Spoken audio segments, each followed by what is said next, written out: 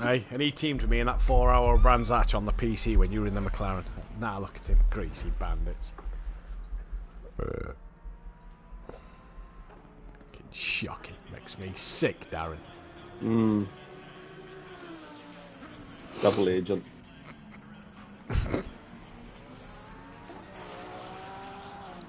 He loves the banter. He fucking loves it. Right. Copy. Thank God it's...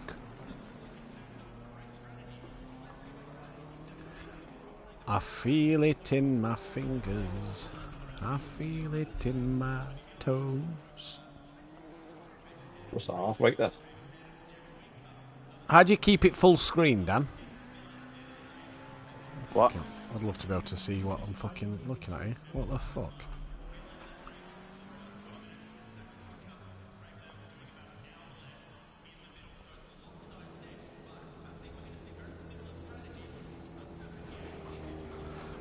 How, you know, on Streamlabs, how do I keep it switched full screen so I ain't got to interact and full screen it all the time? What? You know when I go to the live screen? I'm sure you did it away so it doesn't go like... So like the YouTube channel doesn't go back to the small screen when you change.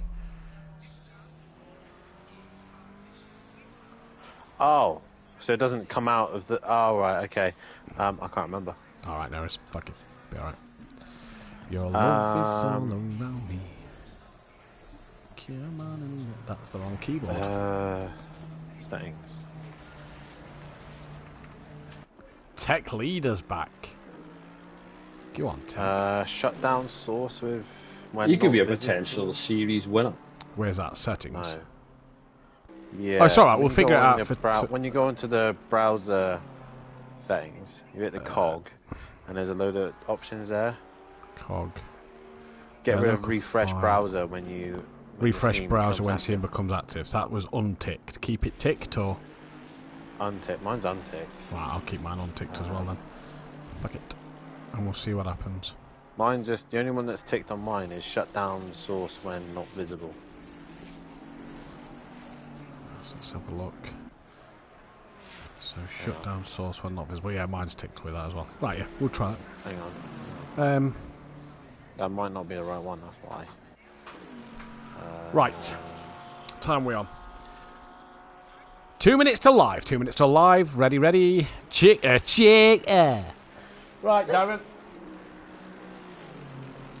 We'll get a Lionel Richie song, don't you worry. Good man. As long as tomorrow you'll accept if we get a Phil Collins one in for you. Oh, you can't hold me over the barrel for that. So the browser one. Yeah. Shut down source when not visible. Untick that. Untick that, yeah. Refresh browser when seen. Say,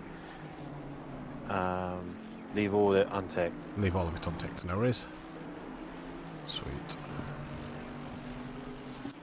Right. So 2 minutes till live. I'll just get ready to start this. I'm going to share the stream. Fucking hell, Daz, that was disgusting. So that's camera 1, camera 2. Where is the traitor? There he is, going up the hill. I'm gonna watch that now. Yes, camera 1, camera 2, camera 3, and then F6 does on board, looking at the driver, on the dashboard, looking behind. So we're going to stick with that one first. No, we go to that one to call out for quali. I quite like camera 2. Why is Monkey Boy's livery fucking ugly? Because he's Greasy Bandits and their liveries are all shit. Ball, Dean's. Who has the nicest livery on the grid? Dean, but probably. No. Probably. Tech Leader. I do like Tech Leaders. The dark blue and the grey. Hanson's, nice. Robert Smith's now. Lando's is pretty Justin white. Winters. I like Clarbles. White and green. green. Brooks, yeah. Clarble. Yeah, I don't mind that. That's nice. Feels alright. Brian Craig. Cranky's back to his old way. Oh, Brian Craig's gone to a green. Don't mind Richie's like silvery and green trim. I don't mind that. Paul Williams there. Old sim racer, I don't mind the orange. Robert Smith's going to be interesting. He's in the 488. Isn't he? Yeah, he's in the 488, and he's currently 18, 4 seconds off the pace. No, Robert Smith's. No, who is in the 488? Rob No, Smith. there's a different Rob Smith. Yeah, I know which. Yeah. Team Tom Rob Smith. Yeah, that Rob Smith. Yep. Fuck me, that's not going to be complicated, is it? On the tables, I've put it down as ODD Rob Smith. We know who has the best livery. Who? Fucking fat bloke. Where is he? P12. He's 12th. Yes! Up the Mackie D's. Right. Going live, babe, just to let you know. Right. Everything should be on mute. Yes, it is. Alright, catch you later, bitches. Yeah, I'm going to shoot off as well. Yeah. Catch you later, Daz. I'll catch you later. Best of luck. Yeah, cheers, mate. Dan, I'll shoot tomorrow afternoon.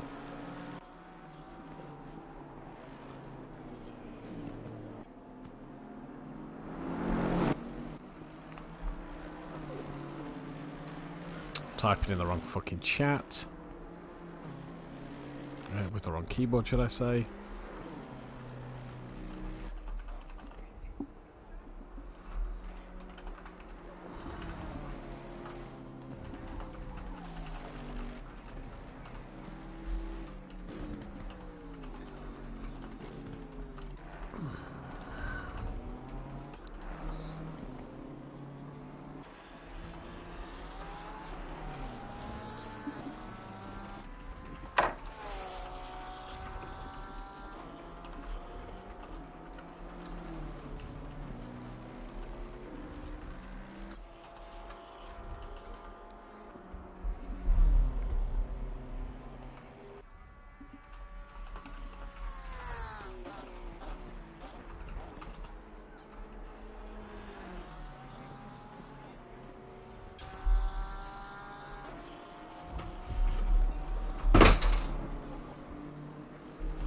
Yeah, drop the new keyboard.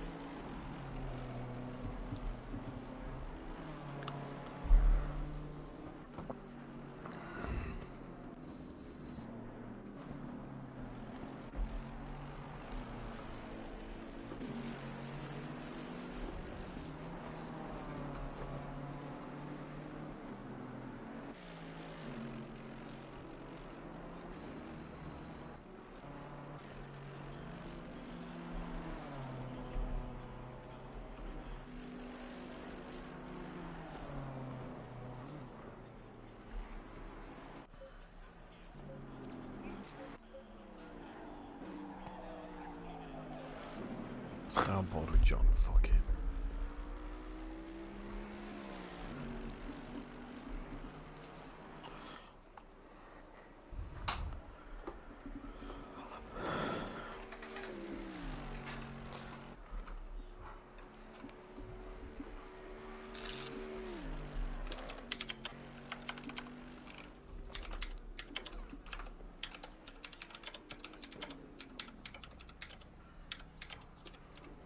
Well done, John.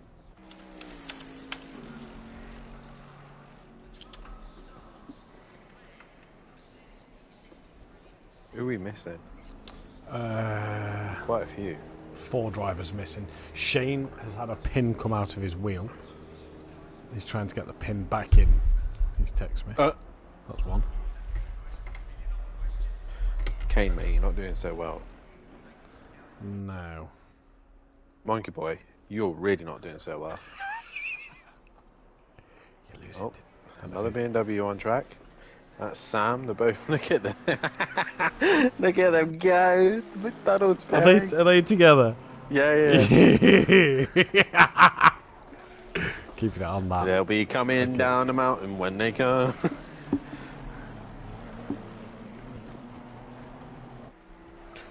Fancy some Mackies, don't you, Matt? Oh God. We've currently got a delivery coming to us. They're going round the mountain. It's having a bit of a detour. Be with us whenever we're at Snap. Oh, it's the perfect livery, isn't it? Yeah. Fat bloke racing. What's the livery? Mackie D's. Mackie D's. Oh, Sam's pushing as well. He's flirting with the wall. Fucking hell, Sam.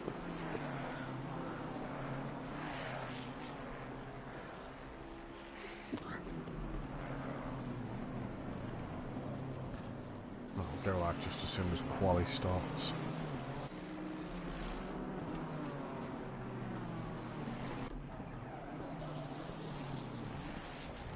Oh, there's a great pile up. Fat bloke has ended up inside a Mercedes. Monkey boy by any chance? Oh yeah, he's back to the pit. 23. Right, Oh so God. scroll down, any other groups? View.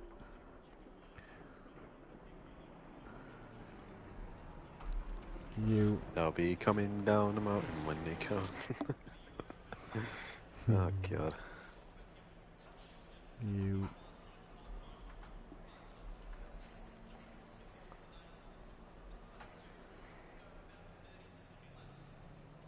John Andrews was out on Monkey Boy.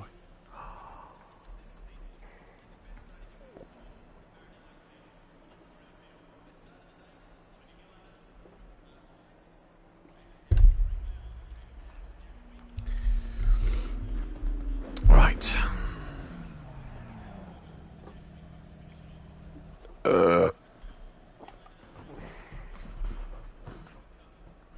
We'll wait on the 93, that is Richie Michelle.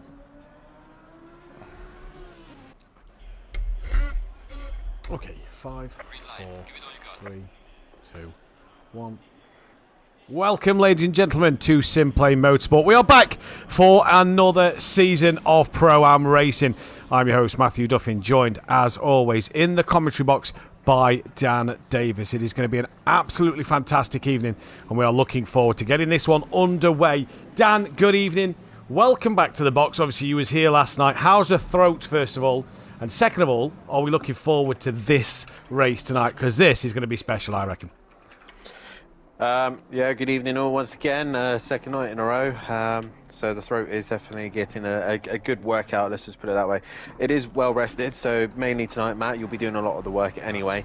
But a stacked Pro-Am season we have. The only category I think that's near enough full, well, it is full, but it's just gone past capacity as well. So we have got a stacked grid of Pro-Am drivers. I think GT4 is close to being pretty much full.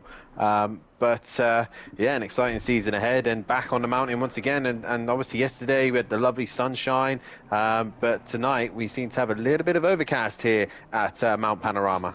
Yeah, it does seem to be a little cloudier tonight, and this is going to provide some entertaining racing because them temperatures just going to drop that little cooler. They're not going to get as warm. And after a fantastic night of GT4 action, it's going to be interesting to see what these Pro-Ams can do. And like you say, Dan, a full grid, if we was to run every single car if there was available, it would be 34 or 35 drivers on the grid. It is absolutely stacked this season.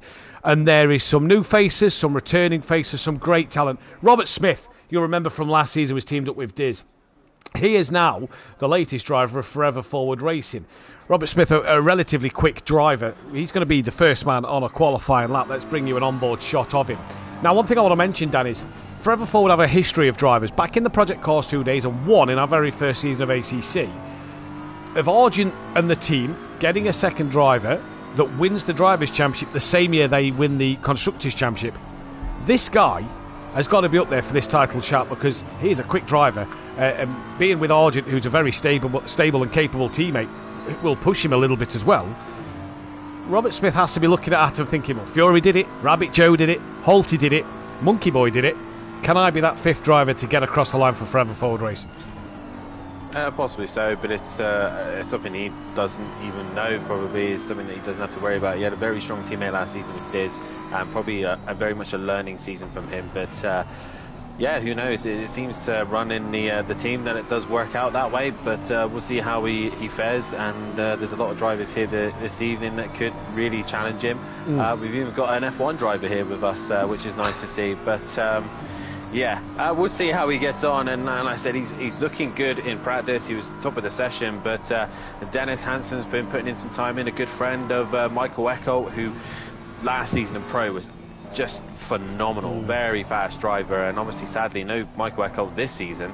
But probably a little bit of training for Dennis Hansen by him. So we'll see how he gets on. And he's brought a teammate with him as well, hasn't he? Casper Ollin, the teammate of his choice for this season. New driver, a lot of new names that you're seeing on that list. You may see some familiar names like Monkey Boy instead of Andrew Taylor being down there this time. But it's an interesting track. Your track pick, as we discovered last night, was Bathurst.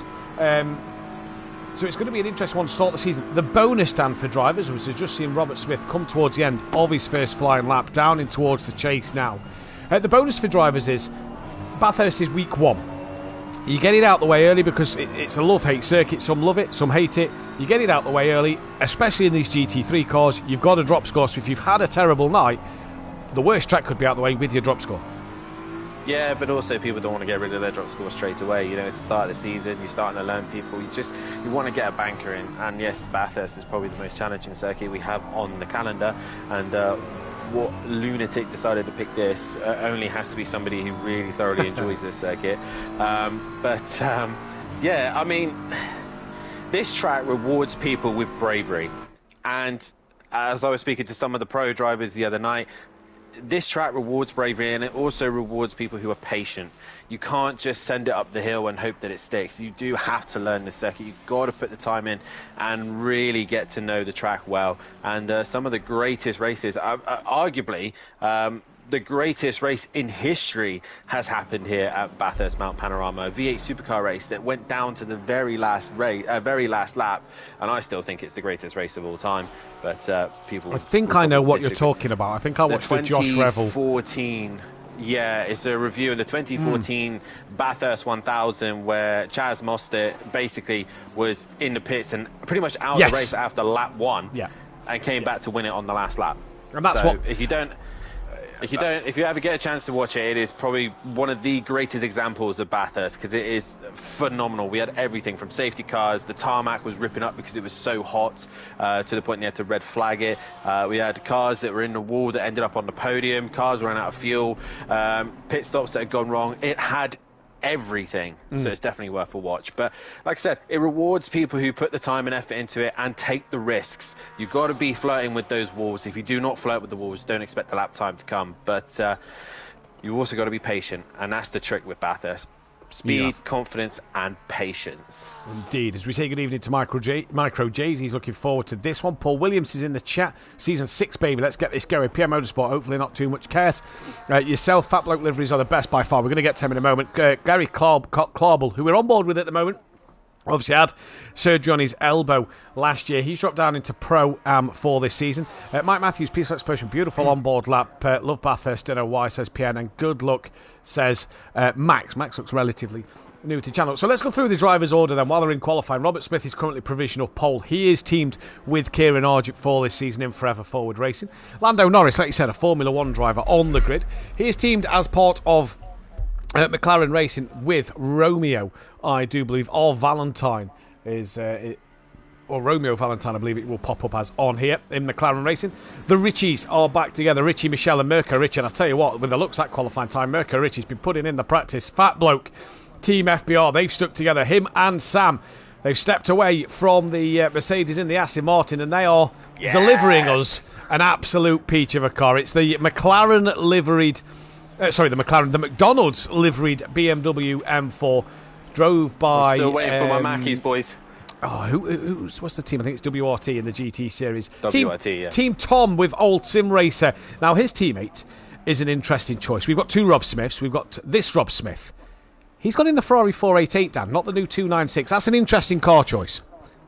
Well, obviously, the big thing is we didn't obviously discuss it too much with GT4s because it wasn't a thing. But tonight and tomorrow night, the BOP has been introduced, balance of performance. So every car pretty much on ACC has got a weight gain or a weight gain or decrease based on the car and ability around it and how it's aged. And the Ferrari 488 is a very good example, a very old car. It's probably the Evo version as well, but it's an older version. But with the balance and performance, it allows it to be competitive again because it loses weight and allows it to be able to race with these newer cars, which is nice to see. You'll see a lot of old cars returning with, like I said, the Mercedes-Benz is ones you don't see often on the game. The Honda NSX will be competitive again. And in the Pro, there's 3 Lexuses returning back to the category as well. So you'll see all these cars coming back and making an appearance. But obviously, we still got the hot favourites of the McLaren, the BMWs, and of course the Pro defending car, which is the Lamborghini. So we'll see how these boys get on in it. But it's still looking like BMW at the top strongest. Yeah, it does at the moment. Sooty Apex has signed up in the Bentley. So for those who want to know what the BOP is around this circuit, Lando Norris currently P2. He's running maximum BOP around this Bathurst circuit. That is 22 kilograms. The drivers will be able to see what they're running as well. It says there on the handicap screen when you press on the time towers. But Lando Norris will be running 22 kilograms. There's no Audi. The Ford Mustang, Dean is in that. He'll be back next week, hopefully. That is running 16. Sooty's Bentley would have ran 11. The Lamborghini Evo 2 of the Richies is running 8. Don't believe there's an Aston Martin on the grid. No, there isn't. The Mercedes AMG, which is being driven by Monkey Boy and Darren Bell and John Andrews John Goudet. Greasy Bandits have gone Mercedes. Basically. They've got a 2-for-1 deal, a Christmas special, so to speak. They are running -2 on their car. The BMW M4 is -9, so Robert Smith 9 kilograms lighter at the moment. The Porsche 992 that Gary Clarbel is driving is 14 kilograms lighter. The Honda NSX that we're seeing Cranky Duckhead in at the moment, that has lost 18 kilograms. The 296 loses 21 kilograms of weight that we see DJ Phil in. And Robert Smith's Ferrari 488 Evo is the first car to lose 40 kilograms. A good list of cars after that nobody is driving in this race. So that is your BOP list for today, but it is currently Robert Smith who is setting the pace. Coming into the final laps of qualifying, Dan, the 555, that is Fat Bloke who just sneaks one more lap in. It's Robert Smith who is going to finish qualifying here with his first lap of the session. What will he be able to do then? As we come through, we're able to play a little bit more with cameras as well. As you can see, the helicopter shots of Robert Smith comes towards the line and manages to stay provisional pole. Not sure, I don't think he improved his time. 99's down the pack. That is Monkey Boy, who is currently then on a final flying lap. There he is. On board him, he comes through that final corner. What is he able to do? Is he's not got a lap of time on the board. He only goes into P19. Lando Norris has finished in P3, and then it is the car 204 of Justin Winter. There is a few others out there on laps out at the minute, Dan, as well. Fat Bloke being the last of them, as we're seeing these onboard shots of Justin Winter coming through the chase now. Car 52 behind him, that is Argent, who is, I believe, just got into the session late. He's on an out lap. He did get into the session, and I think he probably will be one of the last ones to cross the line. And already Robert Smith gaining that pole position at the minute, but Dennis Hansen still on a lap time and could steal it away. The McLaren's still very strong around here, but we'll see how he gets on. I believe that is the 93. That is the 93 of Richie Michelle goes up to P3. Dennis Hansen now coming to the line. He does not improve. So Robert Smith at the minute safe on pole position, but there's still a few cars yet to set a lap time, and that's the 418 of Playman. Playman coming to the line, and he goes up to 16th. An improvement there. So it's just it's Fat Bloke who's on a lap with the red Ferrari of, I'm still learning my names myself. That's Kane in the red Ferrari coming to the line.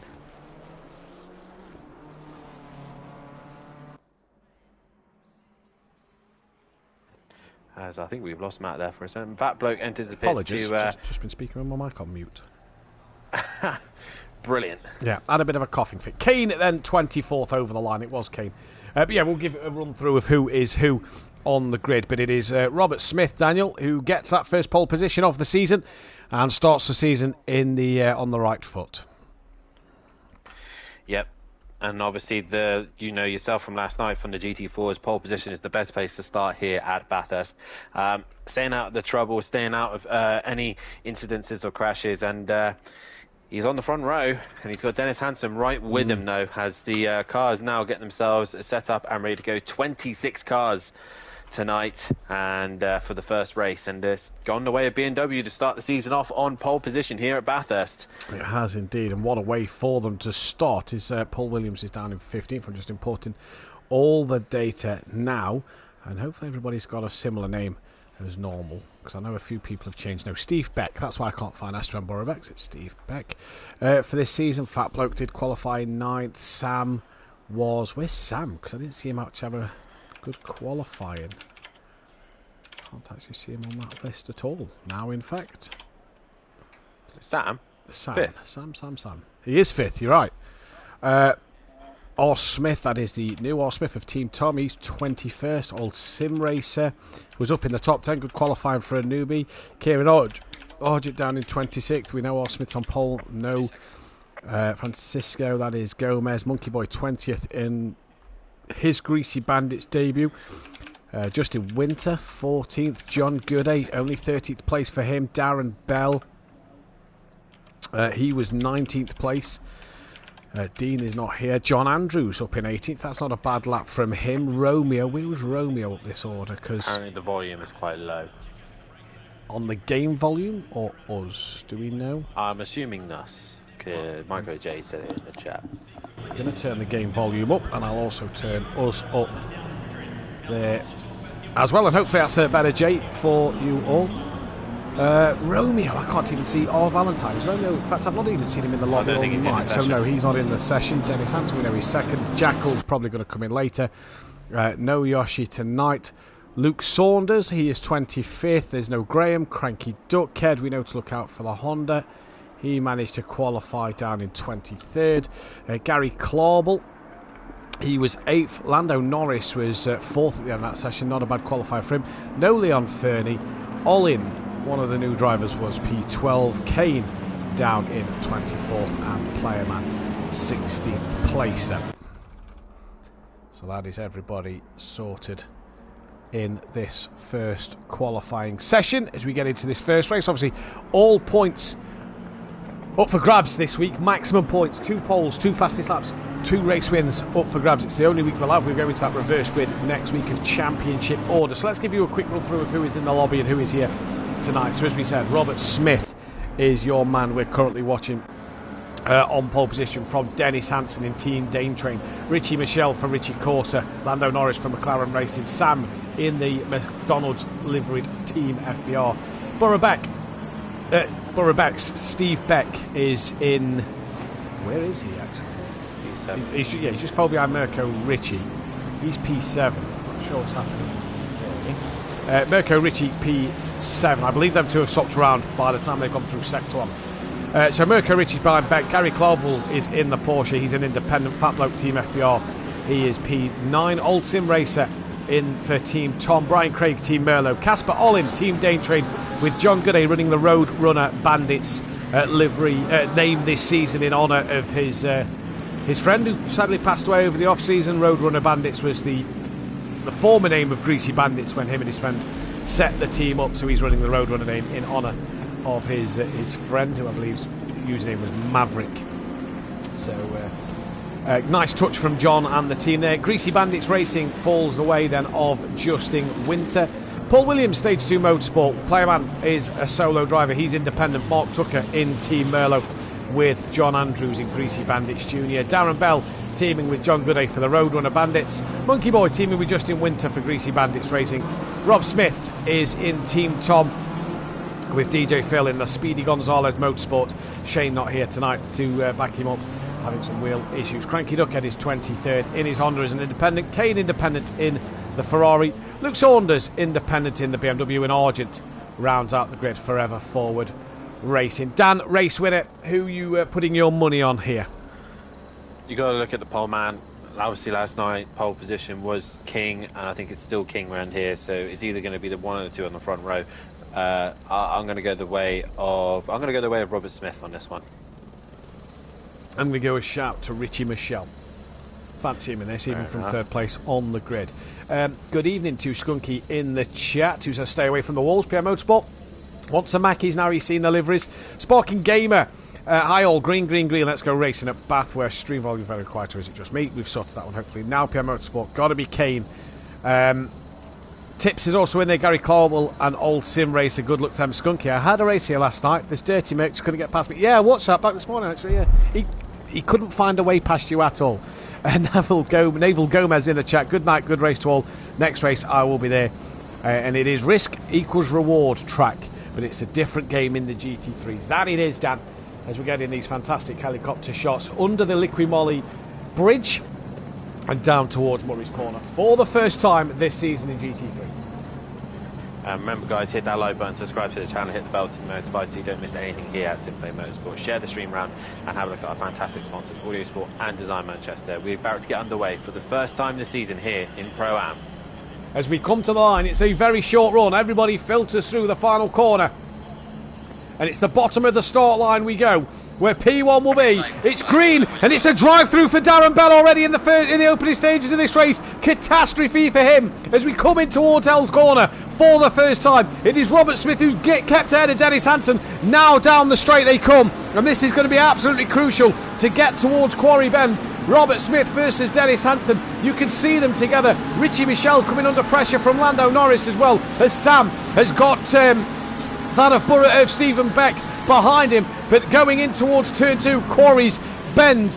It is Robert Smith from Dennis Hansen, Richie Michelle, Lando Norris, Sam from Steve Beck, then it's Mirko Richie, Gary Clarwell. Fat Bloke has been overtaken by Casper Ollin, that looks to be, as the leaderboard now decides to change. They all filter through set 1. Everybody got away well there, Dan, apart from the number 8, and that was John Gooday. Yeah, he got tagged in the rear as they went into the first corner at Hell's Corner. He got tagged in the rear, spun round and dropped to the back of the pack. Other than that, no real dramas as they now head towards the mountain end of the circuit. And this is where you're going to have to be flirting with the walls ever so carefully through here. And all of them, again, managing to negotiate the hill relatively well. So far, so good for the Pro-Am drivers. And you know what they say, Matt, when the Pro-Ams go well, the pros tend to go horrifically wrong. Yeah, the pros don't tend to do so well when the Pro-Ams go better. As we can see on board now from Stephen Beck, who's got past Lando Norris, looking up the inside in towards the Forest Elbow. Now down the Conrod Straight they come. And to tell you what, Lando Norris had a problem up the mountain at some stage because he has had an awful run. He's dropped down a couple of places. Now here comes Mirko Richie, who's going to try and get past him down the straight here. And it is Sam on with Mirko, who looks a different driver in this Lamborghini. Looks like Lando Norris has got a bit of damage. Tries to cover off, understeered a little wide through the bend. Now into the chase. Mirko taps Lando up the rear, and into the grass goes Lando Norris. And that one may be looking at the stewards for a push to pass there, and that has cost Lando Norris a couple more places. One thing to mention as well, Dan, we don't see the pit window in GT4s. The pit window is shorter this year. It's only the 10 minutes, not 20. Yeah, and Darren Bell straight away into pit lane to serve his drive-through. The lucky thing for him is quite a short pit lane here at Bathurst Mount Panorama, and it's easy to try and gain some time back with the chaos of the hill. The same team, the same stable. Justin Winter has just tapped. No, it's not. Sorry, apologies. Got confused with the colours. Justin Winter and Brian Craig, though, made bit of collision. They've kept going at Hell's Corner. And to go back to your question, your thing about the drive-through, it is 18 seconds you lose for a drive-through penalty. It is indeed, as they head up towards the hill. Dennis Hansen, Robert Smith and Richie Michelle just now eking away from Sam, who's become a little bit of a roadblock for the rest of the cars. Oh, I say that, it's just Steve Beck. It's actually Mirko Richie just leading this group ahead. But Carball, I believe he had a broken I think something to do with his elbow, yeah. Yeah, he broke his elbow, but he's back racing here, and he's up in the top 10. Old Sim Racer doing a little bit better here tonight than he did in the GT4s, but obviously GT4's got a packed grid, and Lando Norris is now the Jarno Trulli, there's another F1 quote for you there, of the pack. And with Johnny Trainer, there's contact, Fat Bloke's hit him.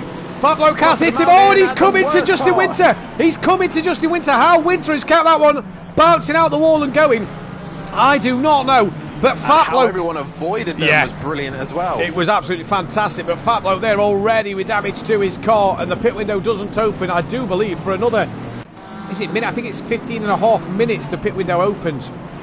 So we'll wait and see. But But yeah, Fat Bloke at the moment, not the start to the race he would have wanted. That is Argent, who's stuck in some traffic here further down the pack. Look, down in 22nd. You can see the traffic he's in. He's got Kane and John Goody with him. He's right on the back of DJ Phil. So DJ Phil's going to try and do something about this. Playerman's having a look on Brian Craig as well, and just behind John Andrews, having a better show in GT3s than he did GT4s as well, has got Paul Williams right behind him. He goes defensive in towards the chase, and Paul Williams hangs on to that and may even invite Monkey Boy to the inside of Williams. No, he does not, as Tucker going around the outside of Luke Saunders gets a poor run. What about Rob Smith in the Ferrari 488? He's up to 18th place ahead of Fat Bloke, and down towards Murray's Corner they come for the second time of asking. That is Luke Saunders wide though, and into the wall a little bit.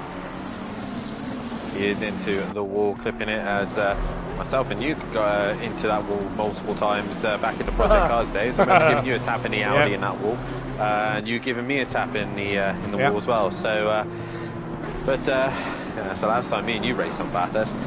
Dennis Hansen now starting to bring the gap down. Whoa! Sam, round he goes, coming up towards the double left-hander, which I believe is called the cutting. And he has just stacked the rear, and now has got to do a three-point turn. He's been clipped. He's been clipped. Oh, it's chaos. It's absolute chaos. He's returned to the pits. That is probably one of the safest things to do. Absolute chaos up at the cutting, and Sam couldn't go anywhere. He's had to return to the pit lane. That is probably for the best, and drama for other drivers already, Dan. Yeah, when the mountain bites, it bites hard. Oh, there's another one. It's already bit.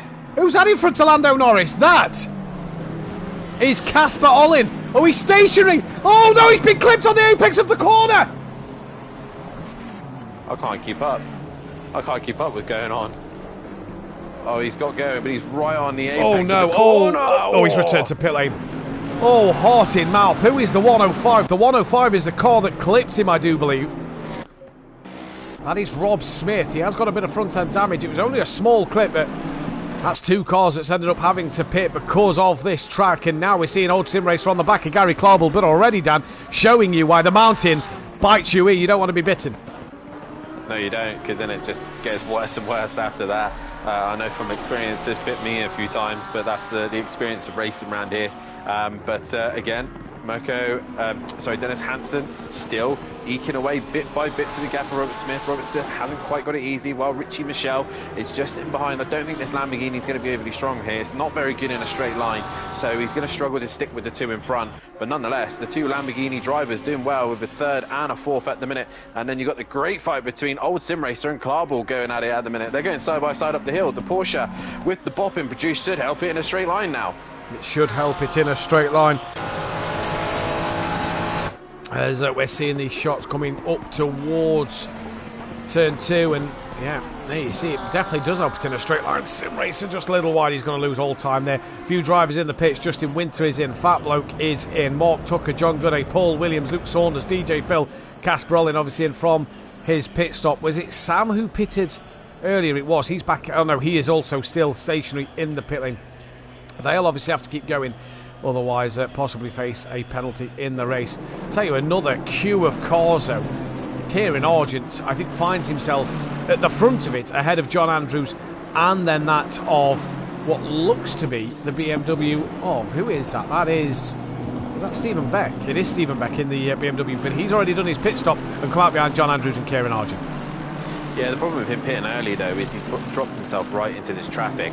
Now, yes, obviously, you want to get your pit stop done out of the way, only 10 minutes, but still, around Bathurst, you want the clean air. As soon as you get stuck in traffic, you're going to lose that time, and he's going to be held up while the leaders, meanwhile, try and extend their gap. And if they have the track map open, they'll be looking as a gaggle of cars, and they'll be trying to make sure they fit perfectly in that gap. John Andrews. Brian Craig. Sorry, Dan. John Andrews has absolutely messed up the coming downhill. I think it's Skyline they call it. He's lost the rear into the wall. Manages to not cause chaos, and then at the Forest Elbow, yes, Stephen Beck into the wall at the Forest Elbow on the outside. Yep, so his pit stops now become irrelevant, and John Andrews just shoving him off track there as he gets past, as the Mercedes out-grunts it, as Dennis Hansen now pits. Now this should be interesting to see where this will drop him if people decide to pit. but they have to get this pit window done as old Sim Racer comes into the pits as well. Lando Norris carrying on through with Brian Craig hunting him down, and Player Man comes through as well. A lot of cars opt into pit at this stage as John Andrews is off. Yeah, off into the wall, big damage. Let's not forget the new pit stop format for this season is you only have to put in a minimum of 1 litre. There's no 25-second hold. This may increase, try and encourage strategies in different formats. So 1 litre minimum is all you're required to pit. So we're going to see drivers maybe half fuel or full fuel. And for Dennis Hansen then, in and out with 1 litre. And where did that put him? Just can't quite see where he is on the circuit. He's P5 and he's just, in fact, no, he's a bit further down. He's just behind car 9. They've not gone through sector 1 just yet. So Dennis Hansen comes back out on pits, and he comes out behind a Ferrari. I believe that is Kane he's behind. If I try and figure out, yeah, he's behind Kane. So it's worked out okay for him. If he can clear the Ferrari relatively quickly, then he looks good to try and work his way through. But obviously a lot of work for them to do. But Robert Smith, meanwhile, enjoying the clean air, pulling away from the Lamborghinis behind. So far, so good if you're in the BMW. A few more cars not if you're S2M Borobex, because he's just returned to the pit lane. He's been spun around into the wall by Darren Bell at the cutting. And yeah, so he's in the wall backwards at Forest. Is that the Forest elbow? Wait there. Forest elbow, yeah. Player Man's collected him. And the helicopter shot here is showing us what he can do. Stay stationary. He does. Reverses it back a little bit. Stay right where you are. There's 2 more coming. Oh my God, this is going to be scary. Manages to reverse back in time. Now you've got a clear track. Get your 3-point, 5-point turn done. Good job that on your driving test now here in the UK. It's only called a turn in the road. You don't need to do just 3 manoeuvres nowadays. But Lando Norris, yeah. Oh, that is a badly damaged McLaren. Now we get a bit of a close-up on that. DJ Phil, though, trying to tuck down after Luke Saunders. After their pit stops. And your race leader, Robert Smith, 8.6 seconds up the road from Richie Michelle. With Mirko Richie currently running P3. Gary Clarbel in 4th. As Brian Caig's so that's released then. Yeah, that's released Dennis Hansen now, and I think possibly that's held him up for too long. So Richie Michelle, if anything, has used his clean air, hopefully wisely, as much as he possibly can, and will probably pit if he's able to hear and see the stream. We'll be able to say that he's pitted. So now Dennis Hansen will be released for his true pace, and we'll see what he can do. Argent trying to work his way back into this race, and he's now in the back of the cranky duckhead. But a lot of these drivers will just be sitting, let's get through this race, let's get this done out of the way so they can focus on the next track at Misano, because the Bathurst circuit is definitely a circuit that a lot of them were looking forward to. Cranky Duckhead pulls out of Argent's way a little bit there, so Argent manages to get through, and that is a stop-go penalty for car number 3. That is Brian Craig, who's got himself a penalty towards his name then. Not what you want to see, but that's going to ruin his opening race of the night. And going into the second race, what can he do? Casper Ollins still hasn't came back out. Sam is back out on circuit and has done his pit stop. John Andrews, after a lengthy pit stop, returns to track. Justin Wint's out there. Rob Smith and Stephen Beck are still in the pits. Lando Norris has only just got into pit lane. Kane is on his way out as well. Excuse me. As Argent, like you say, up to P6 and is 4 seconds off the back of Dennis Hansen, the lead pit runner. But what's Argent going to do? Because he's in a tricky window now. I think he's got to pit this lap, because by the time he gets to the pit entry, his time is going to be out. He's not going to get round again. No, he won't. He has to pit this lap, and a lot of the cars on this lap will have to pit. It's just the risk of running, you know, over 2 minutes. It's just not worth it. So anyone who hasn't pitted will be coming in this lap, and as you can see, the top 3 are in. Clarbel is coming in as well, as will Argent, and the Cranky Duckhead will all be into the pits this lap. Yeah, so Robert Smith now is in the pits. He gets it stopped, and we'll see where Dennis Hansen is. He has only now got through the chase, and now heading down towards Murray's corner. So we'll see where this all pans out, but they've all gone green already, and Richie Michelle has gone green as well, and he was further down. Robert Smith's already out the pit lane. There's Richie Michelle coming out, and Dennis Hansen's only now exiting the final corner. Richie Michelle has jumped the McLaren. Richie Michelle has jumped the McLaren then, and we've just got on board Kieran Argent to bring you a shot of pit entry to show you how tight it is. One man who got cranky looking at just came to the pits. So at the moment then, it is Richie Michelle who looks like he's the driver on top. In terms of the strategy call, Mirko Richie's just come out of the pits, as does Gary Clarbel now, so Dennis Hansen will go back up to 3rd. Argent comes out. Old Sim Racer has gone through. In fact, he's got past that of Gary Clarball. So he is also ahead there. And Brian Craig back in for his stop-go penalty. Argent, I tell you what, say he qualified down at the back of the grid. Where's he going to return here? Because Playerman is only just coming down the start straight.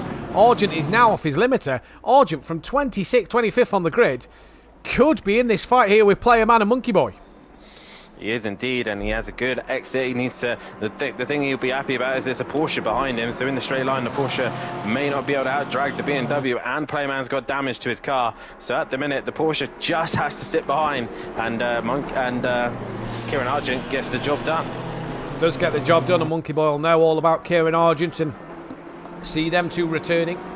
Great for the older SimPlay generation drivers. Kieran Argent's gone very, very wide up through the cutting, and that's not where you want to be, but manages to stay ahead of Playerman. That is the crucial thing.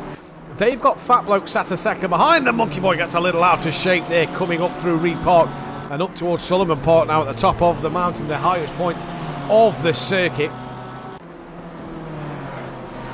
And this is an interesting part of the track, because it really now starts to tighten as Monkey Boy got right on the back. I think Playerman clipped the wall down. He looks like he's got a bit more front end damage than he did a moment ago. I think he's clipped the wall up the top of the mountain somewhere. Monkey Boy got very close. He's brought Fat Bloke with him as well. And yeah, Playerman just struggling with that really Porsche, snaking on the brakes downhill, and that is a really tricky section of circuit to brake. And also, there being the Porsche as well, the engine is in the rear, so the rear will be a lot lighter. Well, I say lighter, it'll be a lot more lighter in general, where the car will just lift and move around because the engine's in the rear, and in braking it's very tricky. But he's got the Mercedes and the BMW breathing down his neck. Porsche struggles in a straight line, but he manages to stay ahead of Monkey Boy and Fat Bloke. Monkey Boy's going to send it up the inside though into the chase, but he clips the curb a little bit too hard, and around he goes, and Fat Bloke may have given him a slight tap, who knows, but either way, Monkey Boy drops down the order after a good return to the Pro-Am category, and he's dropped further back. He's now dropped behind Luke Saunders. He has dropped behind Luke Saunders. This is looking back from Playerman. And we can see coming down the start straight on the brakes, you've got that Fat Bloke McDonald's liveried BMW M4 really gaining under the brakes, and that Porsche just getting a bit of better traction out of Hell's Corner there then. Playerman holds that middle of the road sort of line down, and that's bonus for Playerman at the moment, because that line isn't necessarily a bad one, is it, down this first straight? It's wide enough for two of you, but you park it in the middle and you're not really allowing the other car to get a look through. Well, you've got to really, like, the other car's got to really be brave on either side. You've got to send up the inside and be confident on the brakes, and probably run wide or go around the outside onto the marbles. And at the minute, Fat Bloke just does not have that confidence around here. So Fat Bloke going up the mountain, he's going to try and wait possibly for an opportunity to arise, and he's probably going to look down the main straight and try and out-drag the Porsche, because a lot of the time you just want to stick to the car in front as best you possibly can and then nail the Forest Elbow. And if you could do that, then you're set up ready for go down the Comrade straight down towards the chase. Oh, Fat Bloke has a snap there. He had a bit of a snap coming down then the mountain once again. We've got where is the race leader. He's already through turns one, so I think there's going to be this and another lap left to go in this race. He's got a good 11-second lead, and the fastest lap does Robert Smith, so pretty much a clean sweep here in race one. And is this now going to be Fat Bloke's best opportunity to get a move? A flash of the lights, you can see them a little more with it being cloudier today, and Fat Bloke's definitely going to have a look to try and make a move. Playerman again goes now to the racing line, all the way to right hand side of the circuit. Here comes Fat Bloke on the helicopter shots here, down towards the chase, through the kink, job done. Slow car it sounds though in front, that is the 52 as Argent. Did he just have a moment there? He sounded a little slow to get away. He was slow. It looks like he possibly had gone a bit wide or gone a little bit slow, but he has made some form of error somewhere. He's lost a bit of time to the guys in front, so possibly so. But meanwhile, your race leader, Robert Smith, under control, no worries, 11 seconds ahead of Mirko Ritchie at the minute. Not Mirko, Richie Michelle, that's the one. Yeah, apologies. Luke Saunders on the back of Cranky Duckhead here. This is for P10 and 11. And at the moment, good little race here. Justin Winter on the back of Mark Tucker as well. Tucker gets it wrong and loses it on the curb. Into the wall goes Tucker. Yeah, no, it is Mark Tucker. And that is going to hurt him. And he'll carry on for one more lap, but down in 17th place. Brian Craig is he's down in 18th place now. Winter's got past him. But yeah, not the best of starts to the season for Mark Tucker. Cranky Duckhead's now got Monkey Boy, who had that moment earlier on in the Argent Fat Bloke Player Man fight. He's now got Monkey Boy and Luke Saunders gaining on the back of him. Luke Saunders pretty much pushing him up the mountain section of the circuit. Leader starts the final lap now. And Luke Saunders really trying to get on the back. Luke Saunders obviously tech leader from a few seasons ago. Our previous AM champion, as he's gone very wide at the top of the mountain. Gets back on safely though. Previous AM champion from when you drove the Retia down a few seasons back. Great to see tech leader back. Luke Saunders back on the channel as well. And fantastic to see. Yeah, definitely so. As Dennis Hansen has turned the wick up and he's now within a second of Richie Michelle, sets the fastest lap of the race, and he's not a million miles away. Plus they've got traffic ahead of him as well, so keep an eye on that. But Luke Saunders under a little bit of pressure now from Monkey Boy, who's coming down the main straight, and the BMW with a little bit of damage on the front end probably might get out dragged by this Mercedes-Benz, but how quickly can he get past him? That is the question. Yeah, that is going to be the question. The Mercedes-Benz, Darren Bell's not a million miles away in the Greasy Bandits stable. As Monkey Boy having a look up the inside going into the chase, and can't do it there. Now then, where is Robert Smith? Coming to the top of the mountain now, so keep our eyes on this Luke Saunders fight at the moment. Great little battle to bring you. Just looking at a bit of damage on the front of Luke Saunders' car there, so clearly struggling with a bit of performance maybe on that front end. Darren Bell just kicking up a bit of gravel now into the Forest Elbow comes Robert Smith. He's pulled a bigger gap. Something's happened to Dennis Hansen, Dan, because he's now 4.3 seconds behind Richie Michelle. Yeah, Richie Michelle's also got damage to the front end of his car as well, so possibly lapping cars there. Something has happened.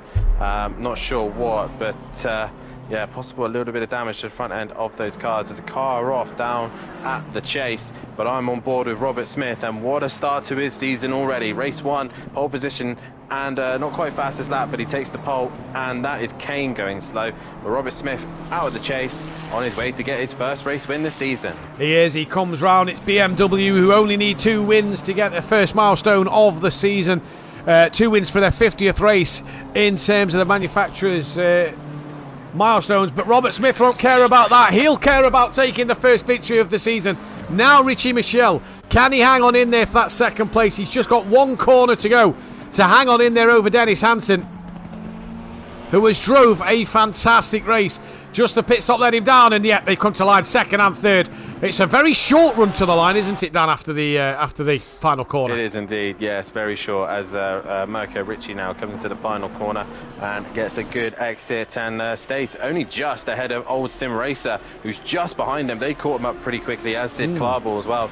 And Argent now, he's got Fat Bloke breathing down his neck relatively quickly, so Fat Bloke caught him up relatively quick towards the end of this race. And is he going to try and send it at the last minute here, as he comes down towards the chase? The McDonald's livery versus Arjun at the minute, and right now Fat Bloke would love to smack a Big Mac over Arjun, and he's made a little mistake there. Fat Bloke has a sniff of an opportunity. He looks left, he looks right, he looks to the inside of the final corner, but Arjun's just going to do enough, and the short run to the line helps Arjun out here. It does help him out massively, and I just got a flashback there of when Arjun went side by side with someone else we know at that little kink a few seasons ago on Project Cars 2. Didn't end well then. Playerman comes across the line for P9.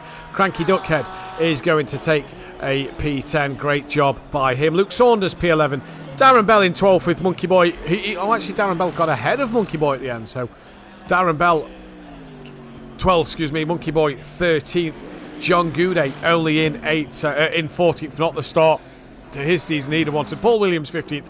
Justin Winter now is coming to the line in 16th place. So for the Greasy Bandit stable, not the night of racing they would have wanted at all. But hey, we go again in that second race. DJ Phil's going to come across the line, bouncing all over the place in P17. Mark Tucker looks like he's going to hang on in there for P18, as Sam has already finished the race. Addy Stephen Beck, who will cross the line, and John Andrews with, again, major damage to his car in this race. That is how the first race ends then, and we are going to take a very, very short break. But make sure you stay tuned for race 2 coming up in just a few moments' time. Don't go anywhere.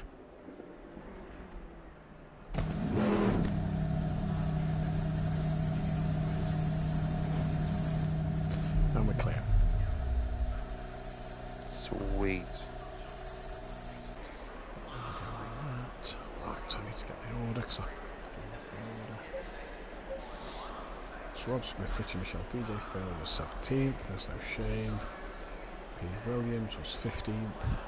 Stephen Beck was 21st. Fat Bloke 8th. Sam 20th.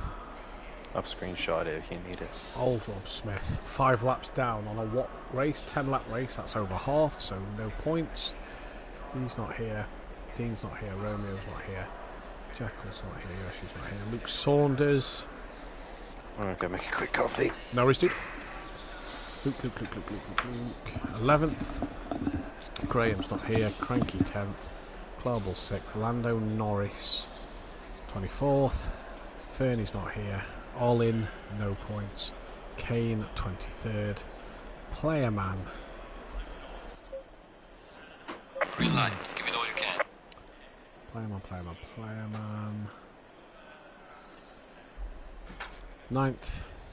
And that is that.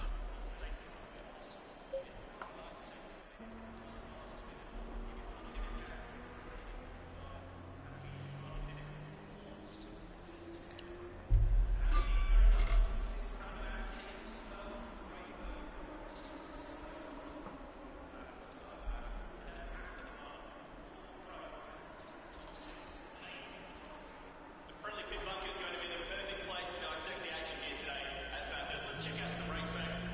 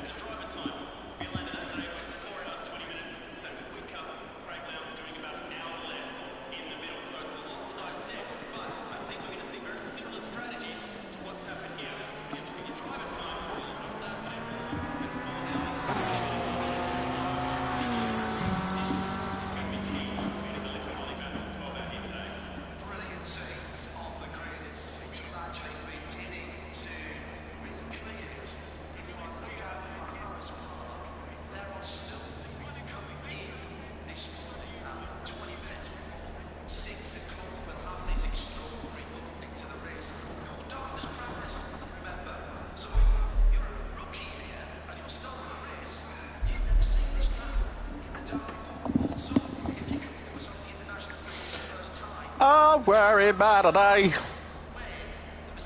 I worry about it, eh?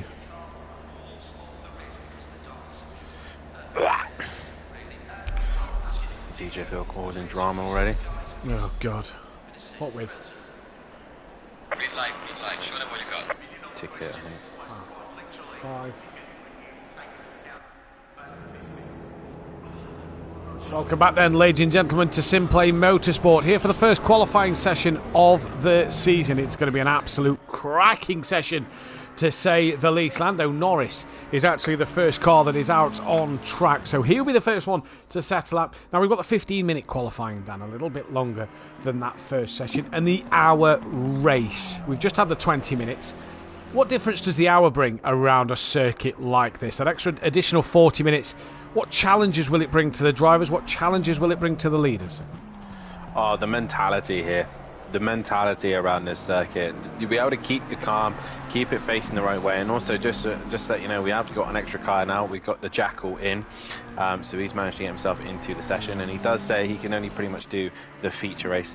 But an hour-long race around here, Matt. I mean, you only did 20 minutes, but spread over. Oh, you did an hour-long race, but spread over 3 races, and after a while, the walls. You start to think the walls are getting narrower and tighter and closer as the tyres start to wear. Obviously, heavy fuel load if they choose, because at the end of the day, they have an option to run the car heavy if they want, or if they want to change tyres. You know, it's going to be something that's going to be talked about this season. There's going to be so much strategy involved, but majority of the time, people may just choose to go heavy and try and make it to the end. But it's the walls here, Matt. It's just the walls will feel like they get closer and tighter, and by the end of it, you'll think, thank God this track is over. Indeed. Like you say, the hour does bring that challenge, and we're all going to get that pit stop strategy that's going to come into play, and that's going to be something that I'm really looking forward to, the change of it this year, because as we know, it's 30 seconds for a tyre change as Lando Norris just drops through. Around he goes, manages to keep it out the wall, should get going before car 68. No, I don't think he's going to be able to, so I think that's going to be a case of Stephen Beck could be the first man on a lap. And indeed it is. But yeah, like we say, 30 seconds for that tyre change, then leading into the 1 second minimum pit stop fuel you have to add. So it really is going to bring strategy into play, especially when the time lost for a drive-through is only 19 seconds, so a very short pit lane. But the reward you could gain out of changing tyres is great. One thing we're going to see this season, though, is these cooler conditions. This isn't Bathurst at its hottest. Bathurst at its hottest, you're looking December, January time. So quite fortunate that the tyres may behave better because them temperatures are cooler. Yeah. As I was had a mouthful of food. But the cooling conditions, yes, but it's not just that. It's also graining. It's not just the pure temperature of the track, it's how hard these guys push. The more you push on a tyre, and also set up, if they've got quite a lot of camber or toe, it's going to wear the tyre out. So it's not just that road temperature, it is just general graining that will affect the car as well. So it is, you've got to balance it out, possibly on a circuit like this where the straights do help the tyres stay cool and ease off a little bit. But places like Misano, Kyalami, and tracks like that, where there's a lot of corners, a lot of elevation changes, will definitely take into effect. And possibly here as well, with the amount of heavy braking, locking up, flat spots as well, is another thing to consider. And with this game being as realistic as possible, you can feel those flat spots. Yeah, indeed you can. Kota, I think, could be one of the more trickier circuits of this season. It's still going to be warm in Texas. And it's just Laguna. Laguna could also be another one. Catalonia. California. Yeah, just depends on the weather in Spain at the time, obviously. Again, it's still a circuit that's got high it's a higher degradation. Yeah, circuit. I'm talking if it's wet, dry, you know, we're going to have to wait to see what happens when we get, because these European races, let's not forget, coming into, what is it, the back end of the calendar, Alton Park and Donington Park in December. We're going to be lucky to get a dry race at them two. It's going to be an interesting one to see. Steve Beck then coming to the end of his lap, rounds the final corner now, and he's going to put a first lap time on the board here, and as he crosses that line now, he goes and does a 2:06.9. That will probably be beaten in this session, it already is, by Robert Smith. A 2:02.8 already stamping his authority, with Casper Ollin just behind him. The 6:66 of Dennis Hansen is then next towards the line before Luke Saunders comes to it, and he goes into P3 1.1 off the back. And Ian Gray in the chat, great to see you in the chat, buddy. The Fat Bloke livery is a in-game one. It is from the WRT team. So let's go down and try and find car number 32. That's coming towards the end of a lap. That is Mirko Ricci, who had a great opener to his season. Obviously, not had the best races the last couple of seasons in that McLaren. He's gone to the Lamborghini now. Looks a bit of a different driver as he comes in towards the final corner and rounds it nicely. Little twitch on exit, so just would have lost a bit of time there. Goes and puts himself up into second place, 6/10 off the back of the pole already. 2:04. That is Justin Winter, who's coming round this time. Justin Winter, Dan, a guy I'm keen to talk about. Porsche to Ferrari. Do you like that choice? What can you see him doing this season? I personally don't like the choice because I like the Porsche, but as you say, he has now gone fastest in the Ferrari. And I didn't put him as the pole in there because that did just kind of shock me. The Ferrari's an all-round good car. It's a very, very good race car. Arguably, probably the best car on the game from what I've read and heard around. It's best all-rounder. No matter where it goes, the Ferrari seems to be quite competitive. We saw that in the hands of, I believe, was it Richard Beasley was driving it a lot, and a few others as well. Mike Matthews gone back to it in pro. Richie Michelle driving it as well was very, very solid in it. We got Tim Ventink was very strong in it as well. So the Ferrari all round is good at most circuits. So it's a good choice. Personally, I would have stuck with the Porsche and learnt it. And you know, constantly jumping from car to car doesn't help you at times because you have to relearn a car. You have to learn how the characteristics are and how it drives. Yeah. But with the BOP introduced as well, it is worth a try and testing these new things. For example, I've been used to mid-engine cars and change for this season, which you'll see tomorrow night what I've gone to. Yeah, it's sometimes it is good to try something new, but sometimes it's better to stick to what you know and just improve and develop on that if you really want a serious chance in the championship. Another man who had a change is Paul Williams. He's gone from McLaren to Lamborghini. Let's see what he can do this year. We know that the McLaren's a pretty good car. He puts it up to 15th place on the grid as Cranky Duckhead. Saw his name move there, but hasn't changed on that list. Mirko Ricci then going from the McLaren to the Lamborghini. Looks like he's about to start a flying lap. Wasn't on a quick one towards the end. Car 9 is now coming towards the end. That is Kane before the 2:04. Excuse me. That is Justin Winter, who I think has just had the yellow flag near his name. I'm not too sure. Let's see what he does coming into the final corner. Argent's in the pits, down in 10th. He sent me a text message in between the races. The last 2 laps he had to run fuel map 8. He was almost out of fuel, so I had to fuel save. As Justin Winter actually proves his time and goes over a 10.5 quicker now, so clearly putting some good laps on the board. Brian Craig to the line, no improvement. The 5.55 of Fat Bloke coming to. I like this move from Fat Bloke, out the Mercedes into the BMW, and he seems a bit quicker with it. Yeah, he does, and he does seem a lot quicker with it, and with the McDonald's livery as well, is definitely making him a little bit faster, knowing he's got fast food on the way. Yeah, the BMW is another all-round solid car. Probably not the best in a high-speed circuits, probably a little bit too boxy, but nonetheless a very solid race car. If it was me and if I was telling people when they joined ACC or if they were new to the game, then I would tend to say go with either the Aston Martin, the BMW, or even the Ferrari if they've got the DLC for it, and test those cars to start off with, because for me those are the 3 solid race cars that you can actually learn the game and develop from. Robert Smith puts it back onto the front row of the grid. In fact, it's pole position as Dennis Hansen now goes within 35 thousandths of a second there. Then car 53 is the next car on a valid lap. That would be DJ Phil, who's coming towards the line before the 180 of Paul Williams. DJ Phil currently 5.7 off the back. He needs a whole second to get himself ahead of Kane. Comes to the line, no improvement there for DJ. What about Paul Williams now then? 3.5 seconds off the pole time, half a second to get above Brian Craig. Does even better, goes up above John Gooday as well. Car 99, that is Monkey Boy to the line. He stays P12. Car 9 on its next flyer, that is Kane. Jack Lynn still stationary in the pits.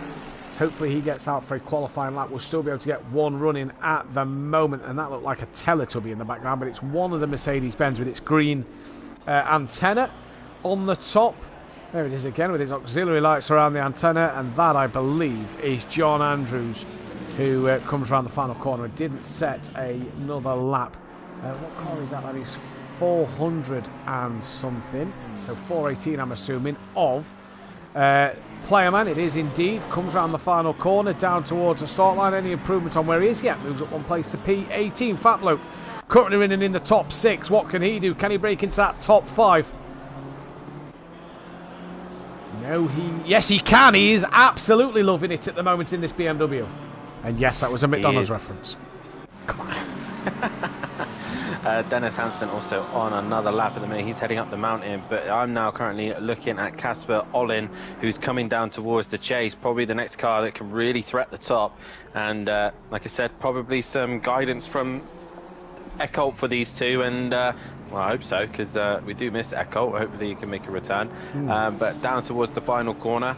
And is he going to improve? He's just got the BMW just in front of him, of Beck just in front, and Casper no improvement there as Robert Smith returns back to the pits. The 53 or 52? No, the 53 now coming into the final sector, which is DJ Phil moving from Lambo to Ferrari as well. Staying Italian though. Staying Italian and partnering with Shane, who was with us a few seasons ago. And we wondered why Shane had left the pro category, and we got him back this season and heard that he'd had 2 strokes at the back end of last year and beginning of this year, and has had some time recovering before coming back. So we saw him last night in the GT4s. Great to have Shane back out there. Great that he's back and feeling well and good enough to race as well. So great to see him back out on the circuit as Dennis Hansen's coming to the final corner now. This is an outlap, I do believe. His Doddy's still blue.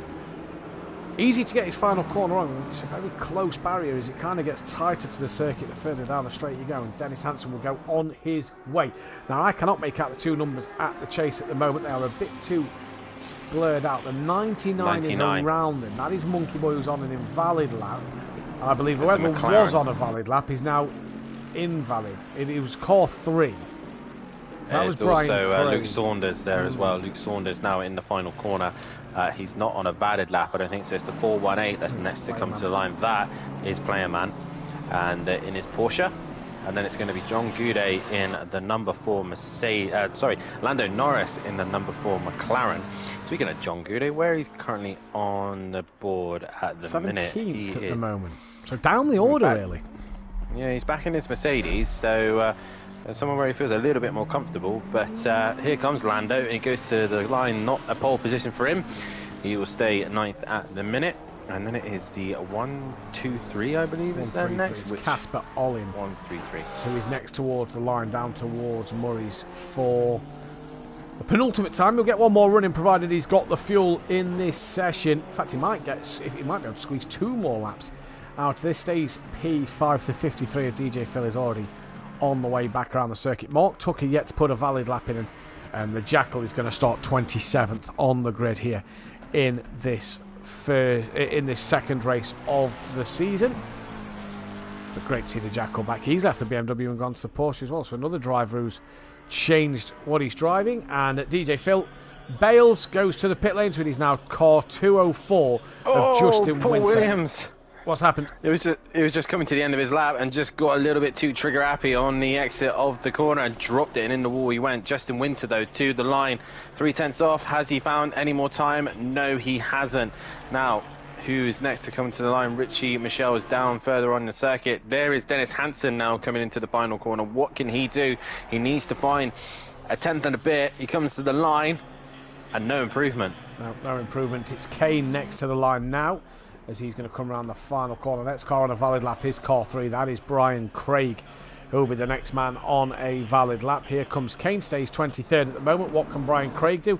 Only needs a 10th to jump ahead of John Goudet, up another position into 17th place. And it's the 418 who's a little further up the pack. And Brian Craig jumps more than John Goudet. He jumps Paul Williams and Stephen Becker as well. So a couple of cars there for his troubles. And then the 418 of Playerman now rounds the final corner before the car number 4 of Lando Norris. Playerman stays where he is. Lando Norris needs half a second to get ahead of Mirko Ricci. Can he move up the order once again? All these drivers are going to start their last laps, I believe.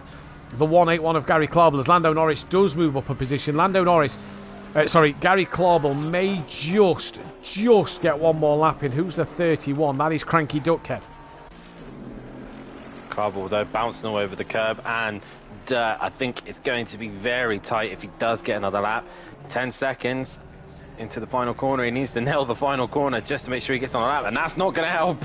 He goes round and faces the wrong way, so he will not get that lap time on the board or get another lap in. It's then the 2:04. Justin Winter, the first of the runners coming down the back straight of the Conrod straight, down towards the chase. Very, very fast part of the circuit, and up towards the chicane of the chase through the curb. You want to avoid touching both curbs because they will upset the car, and then head towards Murray's. And again, most of the curbs here are absolutely lethal, and you can't really run them.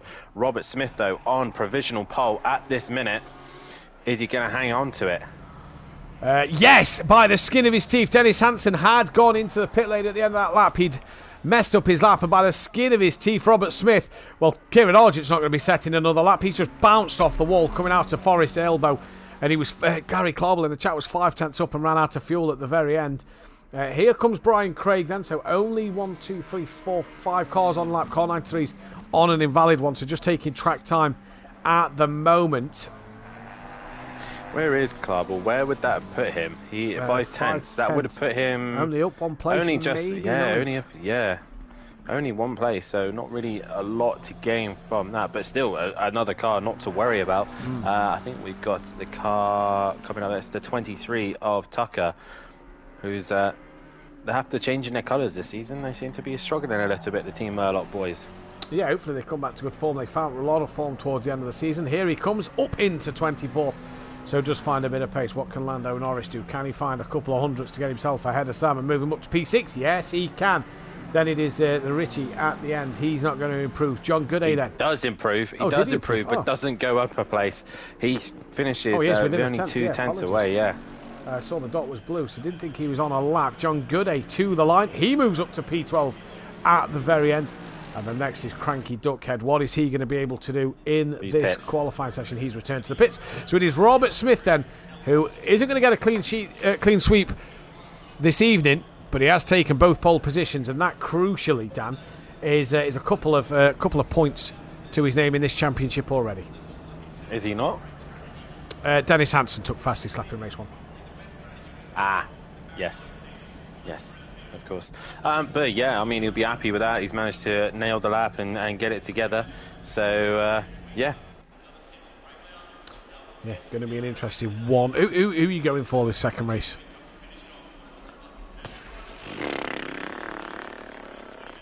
Again, I'm going to have to look at Robert Smith, the man on pole. You have to be on pole position at Bathurst. An hour-long race, though, so the patient ones, this is where patience come in. But he looked controlled. He didn't really look like he had any wobbles as such. Yeah, I'm going to go Robert Smith.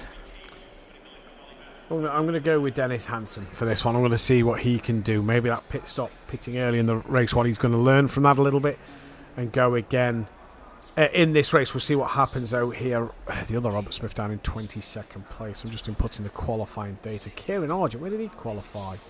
Oh, down the order in 15th place. Didn't see him down there. Monkey Boy is running. Where is Monkey Boy? He's 14th, so not a bad qualifying session for him. Winter, we know, is second. John Gooday got up to 12th. Darren Bell down in 19th. John Andrews, he's down in 25th. Dennis Hansen, we know, starts P3. 20 seconds. Jackal, 27th. We already know that one. Luke Saunders, he's up in the top 10. Good qualifying for Luke Saunders. Each bit of track time he has is just going to help him more and more throughout this championship, and hopefully we'll get to see him back at his best. All in 5th place. He's going to be on for a good result if he can keep it there after race 1. I want some points on the board, and Player Man at 20th place. So already then 2 pole positions for that BMW. That'll be the last pole positions for the night. That puts BMW on to 52. It got its 50th pole at the back end of last year. That's 52 pole positions for BMW, which is absolutely fantastic to see. As that it's trying to hunt down after Audi. It's 13 poles behind Audi. It's going to be interesting to see if they can keep up with that one, as well as a win for the BMW. puts it on to win number 49. As we know, one more win will be its 50th race win. So an interesting night of racing. It's going to be... Yeah, I'm just looking forward to this one. I think tomorrow night as well, Dan, looks to be an absolute cracker as well. Yeah, definitely so. And I don't know what the weather's doing, possibly similar to this. Yeah, I think it is.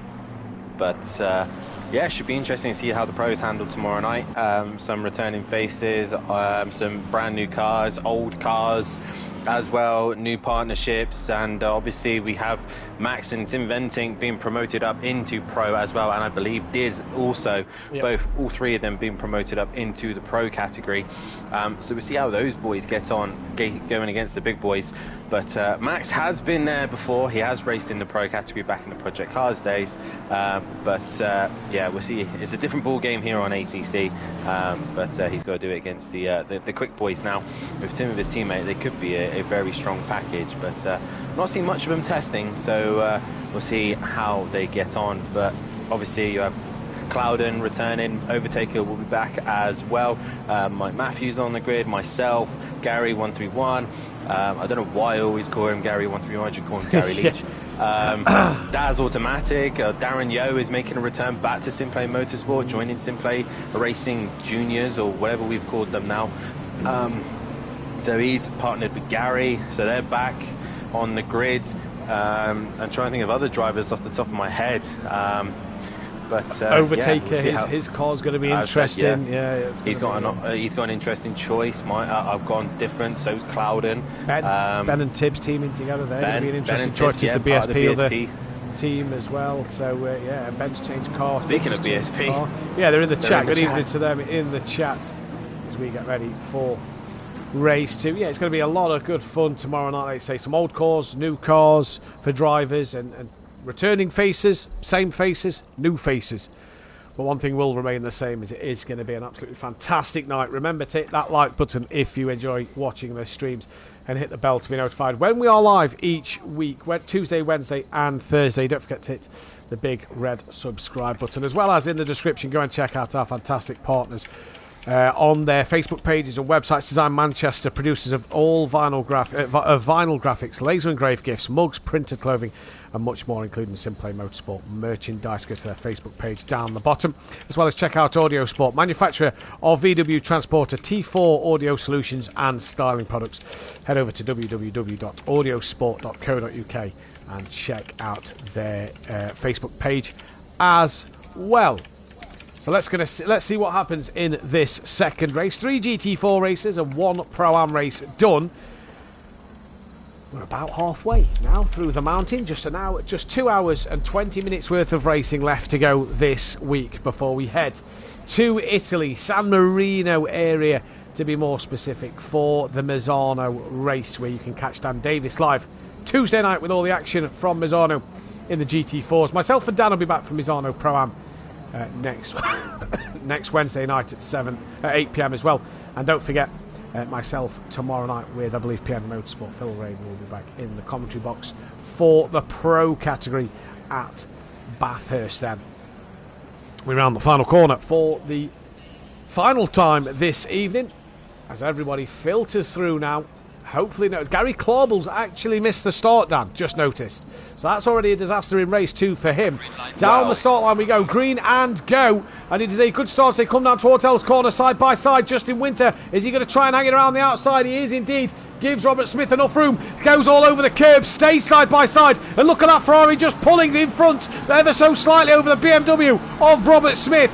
Down the first main straight they come in towards Quarry Bend. And this is already a brilliant start for Justin Winter, going up the inside. Still together. Later on the brakes is Justin Winter, and he gets the move done into the lead of this race. Yeah, but Robert Smith being very sensible there, waiting, just allowing him to have the racing room. Regarding Gary Clarbell, he dropped it going down the mountain and got teleported back to the pit lane. Okay. He couldn't get going and they got sent back to pit lane. Robert Smith losing out to Justin Winter there. So can Winter now keep the consistency? Dennis Hansen, though, right where Winter really pushing the limits there, right up against the wall. He really is trying to get the job done early on here. We're on board here then with Robert Smith as he's coming over the top of the mountain. just looking Everyone onto the gets back through it. then. Everybody is Oh, I through see it. that. It's a clean start. Not seeing a yellow flag just Argent. yet. Oh, Argent's been hit and he's spinning round. He's gone right round. Kane's there. Everyone else trying to avoid it. DJ Bill hits the car and Argent gets major damage. Yeah, and who's that with him? Is that the old It's, Ferrari it is 488 the old of Rob? Ferrari. It's the other Rob Smith, Rob as Smith. they get back going once again then. So not the start to this race for Argent after a great race. Lovely flick around there, Kieran. After a great race one, it's not going to be the race two that he wanted then, as Robert Smith, the other one, Kieran's teammate, comes down the Conrad straight towards the chase then, and it's Dennis Hansen on the back of him, Richie Michelle, Casper Olin P5, then it's Lando Norris from Sam and Fat Bloke as they come through. The Golden Archers on the front of their car. John Gooday's up to 9th, Luke Saunders 10th, then it's Old Sim Racer Monkey Boy P12 from Brian Craig, then it's Player Man Paul Williams, Darren Bell, Steve Beck, Cranky Duckhead, John Andrews, Mark Tucker. He's got the Jackal in his red, white and blue with the stars all over it, the American liveried car for the Spanish driver. I do believe he's Spanish, and I'm using the Spanish flag, actually. I'm sure that's what he's put down on his sign-up sheet. Goes to the outside now of Mark Tucker in that Porsche, looks to go around the outside, is he? Keeps it there, but isn't going to do a lot about that. Gary Clarwell trying to carve through them. Kane with front-end damage, DJ with front-end damage, Mirko with front-end damage, and then it is Rob Smith and Kieran Argent who is struggling in that. He's off again at the chase. I don't think he's being able to get out stopped. No, he's not, and hopefully he'll be able to get back into the pits, and a little bit of help with incidences and stuff. We'll be able to get him back into this race. It's still an hour-long race, so anything can still happen here. But Justin Winter, though, trying to extend the gap. Robert Smith actually under some pressure from Dennis Hansen. Richie Michelle's gone with him, and Casper Olin not too far behind them either. And then Lando Norris leading the McDonald's train just in front, with Sam and Fat Bloke looking quite quick there, and John Goudet under a bit of pressure from Luke Saunders, and then a little bit of a gap back to Old Sim Racer, then bringing up Monkey Boy, who brings up the top 12 positions. Does indeed. Playerman's also got Paul Williams and Darren Bell and Stephen Beck on the back of him as they try and come through over the top of the mountain. Tucker's trying to get on the back of John Andrews. He's bringing the Jackal and Gary Clarwell with him. Two Porsches. Lights are blaze for the Jackal here at the top of the mountain as they come downhill once again. Now Argent's already into the pit lane. That is his race one pretty much destroyed. He's going to have a big pit stop now. He's got to hope that he has enough fuel to just one stop here with that 10-minute pit window in the middle of the race. So time to come back, but you just feel that that's his race done though. But your race leaders as Jackal. I thought was having a look there. I think it was more Tucker getting it wrong than Jackal having a look. As you can see, Justin Winter under pressure from that of Robert Smith and Dennis Hansen. Not huge pressure, but they're there, ready if there's a mistake happening. And John Gooday's got some big damage down. The bonnet is open. That is Luke Saunders who rejoins the circuit. So I'm not sure what has happened there, but John Gooday's got damage to his car. Yeah, I'm not sure where he got that. I mean, I was watching him come down the chase, and he still had that damage. So I think he's done it in the mountain somewhere. But John with a little bit of damage to the front end of his car, and Luke Saunders losing out there as Monkey Boy now on the prowl with Paul Williams just behind him, and Steve Beck now looking to make a move on Darren Bell as they head towards turn number 1. What Monkey Boy really clattered the curb through turn 1 and just had a bit of a moment coming through it then. So it's Justin Winter, your race leader. He's just opened that gap up a little bit to Robert Smith as Dennis Hansen's closed that gap to Smith at this stage of the race. But so far so good, you have to say, for Robert Smith, because a first and second in these races is not a bad way to start the championship. Fat Bloke still hassling the back of Sam's hassling the back of his teammate Fat Bloke, and this is going to be an interesting one for all of us to see who comes out on top in this championship between the two McDonald's liveried car. Paul Williams trying to gain on the back of Monkey Boy with Darren Bell and Stephen Beck on the back of him. In fact, Darren Bell has got Stephen Beck right with him at the moment. There he is on the rear wing.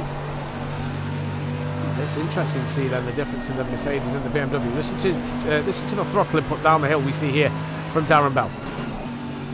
Meanwhile, that bloke has got past Sam. So Sam's dropped back a little bit and behind his teammate. But yeah, this is your closest fight on the track at the minute, with Darren Bell trying to hunt down Paul Williams, but he's got Steve Beck right behind him doing it for the FBR crew, and in the slipstream he goes, but The Mercedes will be a lot better in a straight line. Relatively all even cars down the straight. Probably the McLaren is the slowest in a straight line out of all these cars. But not that much slower as John Goudet leads this squabble of cars as they head down towards the chase.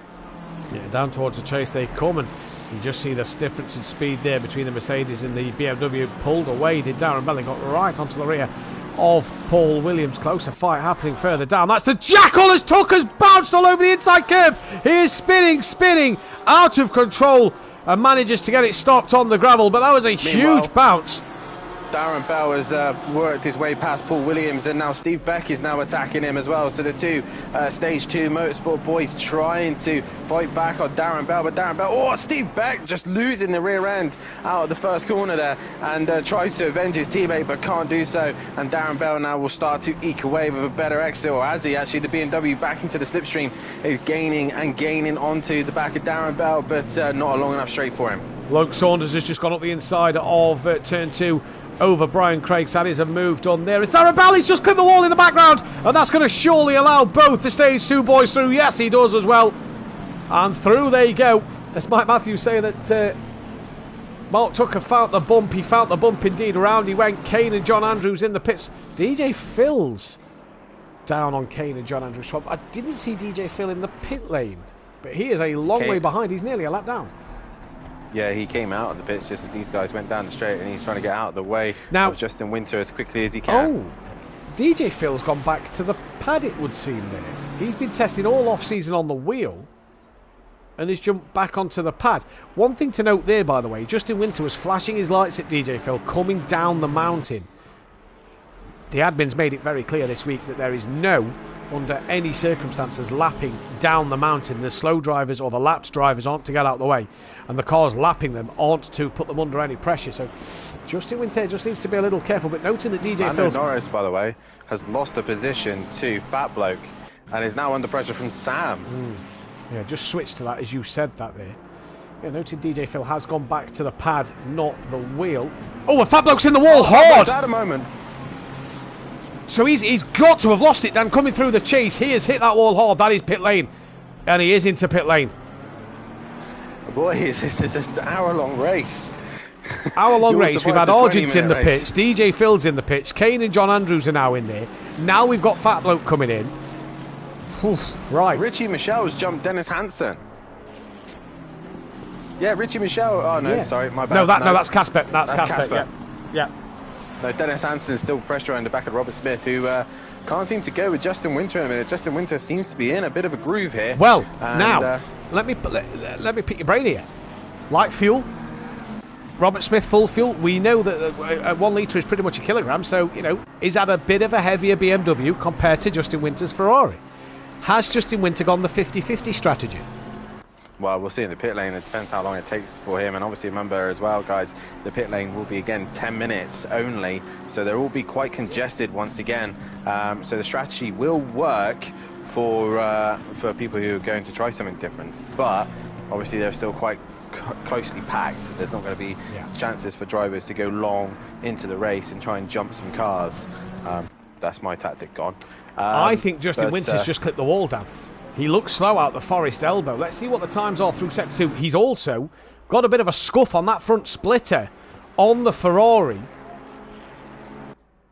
The gap was just 3.1 seconds. What is it? Is he 2.7? Yeah, I think he's just hit Forest Elbow. Possibly so, and this is the problem as well. Robert Smith seems to be he's not overly fast, but he seems to be into a groove where he's able to just keep Hansen under control, while Winter is trying to extend the gap as much as he can, pushing the limits and just taking possibly one too many risks at the minute. He had a comfortable gap of 3 seconds. Meanwhile, I'm watching Sam really hustling the back of Lando Norris at the minute. Yep, coming in towards the chase again on the back view of Lando Norris. This is the view of Sam coming down towards Murray's for the 5th time of asking, and you see Sam there just braking a lot earlier than Lando Norris, and that was a lot earlier than Lando Norris, and Lando didn't really seem to brake too much later than him there. Clearly the McLaren a bit better, or Lando a bit more confident than Sam on the brakes. In towards turn 1, did Lando just clip the grass there under braking on entry? Just had a bit of a moment, and has actually found time over Sam, and Sam's got to be careful because he's got the old sim racer coming after him as well. He does indeed. And Old Sim Racer just been slowly eking away at these two. Not been rapidly. Now Monkey Boy's in the but pits. Oh, he's got huge damage as well. No, he's not. No, it's not that bad. Might be hurting him enough. Yeah, might be hurting him enough. Yeah. Well, interesting. That's about 6 drivers that's pitted already. Justin Winter has extended the gap, but he's caught a lapping car as they come down the mountain, and he has to wait. That is Fat Bloke, so he has to wait now until he gets to the main straight to clear Fat Bloke. And Fat Bloke doing the right thing at the minute, staying where he is. Justin Winter, yes, this is painful, but everyone else will have to endure it at some point. And who's that in front of him as well? It's John Andrews. That's John Andrews. Yeah. So already we got a lot of lap cars popping up. Well, these two have just come out the pits, let's not forget, Dan. These two have just came out the pit lane. So these are two who's already suffered with damage in this race. Now he can lap him. The problem for Fat Bloke is he's trying to pass John Andrews, who's staying out of the way, trying to stay out of Justin Winter's way. That got a little sketchy, but like you say, it will come and have that domino effect with certain drivers as they come towards the mountain section. So in this race, it's already taken a topsy-turvy turn at the moment. So Fat Bloke is now a lap down to the leader. DJ Phil, Darren Bella on the same lap. I believe Argent is on the same lap, as is Kane. John Andrews is now 2 laps down, and he stays even further out of other drivers' way. Casper Olin now right up the rear wing of Richie Michelle coming through the final corner. And yellow flag. That is car 64. That is Darren Bell, who's returned to the pit lane. Not good. A lot of drivers returning the pit lane at this stage, and as he said, Robert Smith now and Dennis Hansen would have been the next ones to come and lap a Fat Bloke, and they haven't caught him yet. They've already done John Andrews, as Richie Michelle flashes John Andrews at the minute to say, move out of my way, but it's only when they're going up and down the hill they really have to be cautious, as Robert Smith doing a fantastic job in absorbing this pressure from Dennis Hansen at the minute. Yeah, it really is. Just read the comment from the Sparking Gamer. We need to put Rob Smiths on the same team, Mr. and Mr. Smith Racing, and obviously based off the film years ago, Brad Pitt and Angelina Jolie, Mr. and Mrs. Smith, I believe it was called, and there was 2 spies. Brilliant. Either way, back to the racing. Robert Smith, for Forever Forward Racing, is ahead of Dennis Hansen at the moment. Casper Olin has just lost out to Richie Michelle ever so slightly. Now they will endure the pain of trying to lap John Andrews, who has gone straight on and waits. That is that Skyline, I believe, as you just dropped down. Richie Michelle's lost the rear. Richie Casper's Michelle has through. lost the rear of the Lambo. Wow. Oh, now Lando's missed the chicane. Comes back on. And he's got DJ Phil just in front. Richie Michelle! Jeez. Nearly rejoins. He's come out behind Sam now. Yeah, this is not easy for these back markers. I'm glad GT4 was only 20 minutes. Good luck tomorrow night.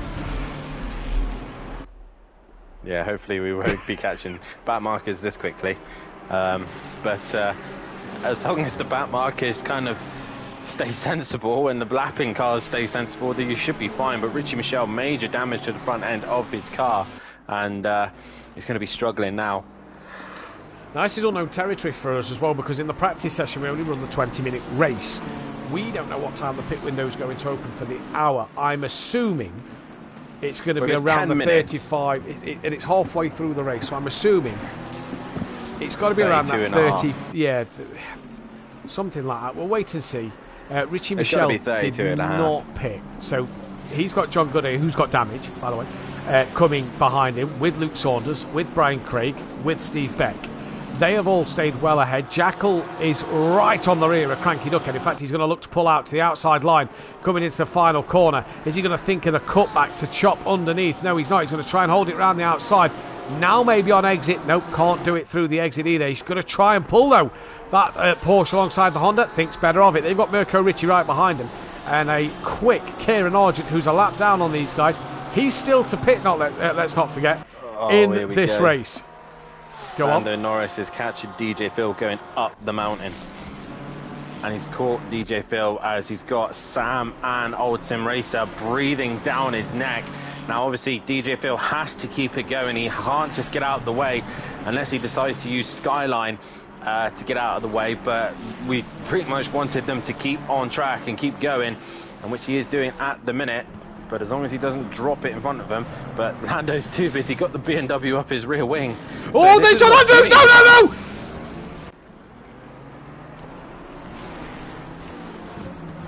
Is it Sam? What? Is it Sam? John Andrews rolled forward. I don't know if you caught that. Oh, Richie Michel's had a moment.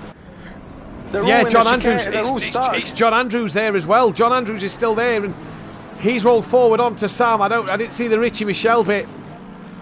Richie Michel got loose and dropped it going down the dipper, and obviously John Andrews there probably making a blockade, and all got caught up in that. Meanwhile, DJ Phil, where is he? He's still in front of this group. Yeah, that's now. Oh, he's had a bit of a moment as DJ Phil. Surely now, Phil, stay out the way. Sam's coming through. Old Tim Racer comes through, John Gooday comes through, Luke Saunders. In fact, did John Gooday just get past him? Yes, he did. So DJ now eventually stays out the way. Really, you would have thought DJ would have moved down the straight, but yeah, stays out in front. What that has done is give Lando Norris breathing space, because Sam's now got front end damage. So Sam with the front end damage, just trying to survive now through the rest of this race. But he's going to try and stick to Lando. Richie's buggered. A lot of damage. He couldn't even turn the little left-hand kink at speed. He's that far through the gravel. Here comes Kane to unlap himself. Richie's going to have to pit now. That car is knackered. Look, it just will not turn at speed. Not only is he losing time rolling down this little straight, he's also losing time to everybody going past him. That was Mark Tucker going past to unlap himself. In fact, I was passing for position, but look at Richie Michel. He's just struggling to get this car in. He is indeed. Meanwhile, Dennis Hansen still hasn't given up on the fight with Robert Smith, and they've just kind of hit a wall at the minute where Justin Winter not quite disappearing from them, but he's definitely got a healthy lead over these guys. If anything does happen, he's got some time to react. But these two, once again, putting on a great show. Dennis Hansen and Robert Smith could possibly be the fight for the season, with Justin Winter involved in that as well. So we'll see how the rest of the season does pan out. Casper doing it justice for the Team Day Train duo in P4, and Lando Norris having a much better race too at the minute, with Sam still with that front end damage, but it's not really hurting him too much at the minute. He's still sticking with the McLaren. Yeah, not hurting him massively. Just looking at his steering input there, it's still pretty straight, so no suspension damage. That would seem as he flicks it through. Probably just aero, whether it's worth Cranky Duckhead now hits the wall. Fixing in the pits. Where's he hit? Oh, at the top Arjun of the hill. was unlapping himself. Yeah, so Arjun was unlapping himself as well, so he's got caught up in another car's incident. And not too far behind now is the Jackal. So these Pro-Am boys are just... And Playerman's had a moment. He's slow. Yeah, Playerman's very slow at the top of the mountain. Jackal's got damage as well. He's got his indicator on, so obviously he's had a big moment somewhere. This is allowing Rob Smith to just slowly work his way back up. And let's not forget, does Monkey Boy. Rob Smith had that first lap impact with Kieran at the top of the mountain. So he's carried that damage on that car since the very first lap. So he's working his way through. Monkey Boy's been in the pits. Richie Michel's stationary. Now Fat Bloke can get another place. DJ Phil's been in the pits. Argent's been in the pits. Kane's been in the pits. John Andrews been in the pits. Darren Bell has been in the pits. So really, I have to say, Monkey Boy's the leader of the pit runners that's doing a two-stop strategy today. He is indeed, and he's slowly working his way up. Slowly working his way through the traffic with people making mistakes. All he has to do is stay out the wall, and he'll gain more points bit by bit. I think Playerman's coming in here. He's just gone wide at the chase. He's still got his indicator on to allow Rob Smith to go through. And, yeah, in comes Playerman. So that's going to be another pit stop here. But Steve Beck, look at this for a gaggle of cars. Steve Beck on the rear end of Brian Craig with DJ Phil, who is a lapped car. Paul Williams is gaining on these two as well. They're all coming up over the mountain. And DJ Phil right in the way at the moment. So Luke Saunders got past DJ rather a while ago, you'd imagine, because he was not that far up the road from Brian Craig a little earlier. On board with Brian Craig now. This is his view of down the mountain, stuck behind DJ Phil at the moment. He's just going to have to be patient and just wait. Yeah, Steve Beck, he's going to send it into the elbow. Oh, and he manages just to get away with it. Not really an overtaking opportunity unless you're really, really brave. But DJ Phil now has to just stay out of the way. He's on the racing line. ideally should pull to the off the racing line, but he's not going to. He's going to keep his foot pinned. He's keeping it pinned. He is keeping it pinned, and this is a little sceptical from DJ Phil, who has a bit of a slide, and through goes Brian Craig and Stephen Becks. What about Paul Williams? DJ Phil, that's twice he's been a little bit of a nuisance down Conrod Straight in towards the chase, just with the lapped cars coming through. Yeah, indeed. He's better off just getting offline and letting the leaders through, so he doesn't end up making contact with them. That's the last thing. And now he does it on the main straight, which I don't get. He gets it down on the main start straight. Not 100% sure on that one myself, but either way, DJ Phil will know what he's doing, and on they carry on then. So Stephen Beck still on the rear of Brian Craig. This is your closest fight on circuit at the moment. The yellow and blue liveried Stage 2 Motorsport car and the green and purple Team Merlot car then as they come down towards turn 2. It's Justin Winthrow leads from Robert Smith. Just put a bit of daylight as Steve Beck just glances the outside wall there. Just about to say that Robert Smith has put a bit of daylight between himself and Dennis Hansen. Cranky Duckhead is now the latest driver to pit before the pit window opens. That is probably why.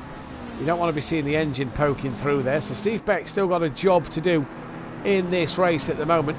And Paul Williams not dropping off the back of these two so far. No, Paul Williams sticking with them at the minute and just letting them fight at the minute. While they're busy fighting, he might pick up the pieces when something goes wrong eventually.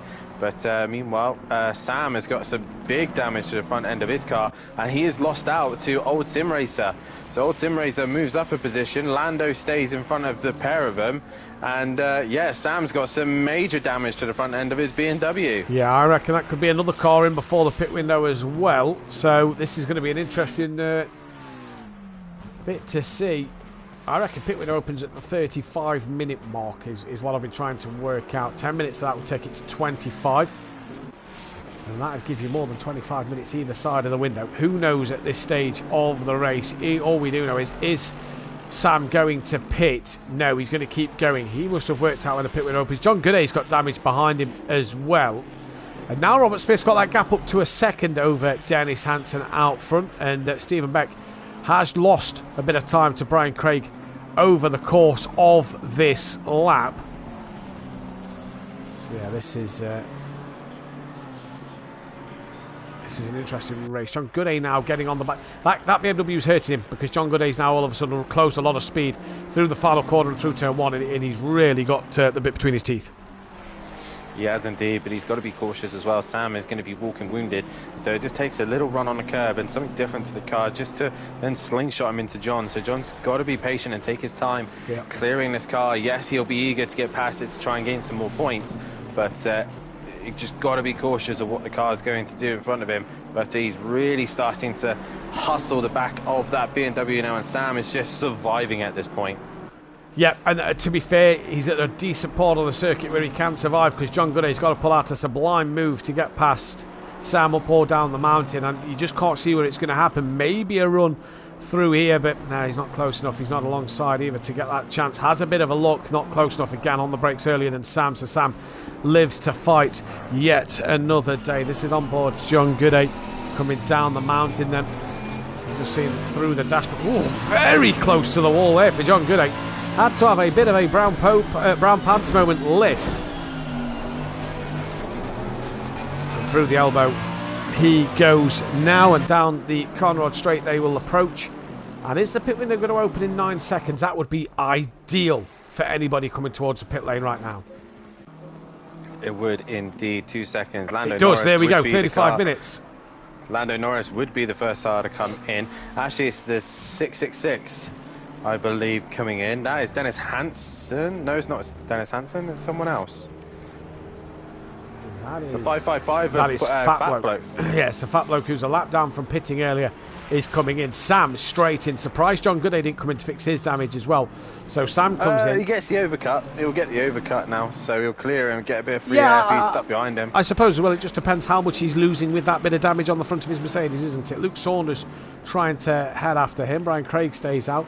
Paul Williams is also going to head into the pits.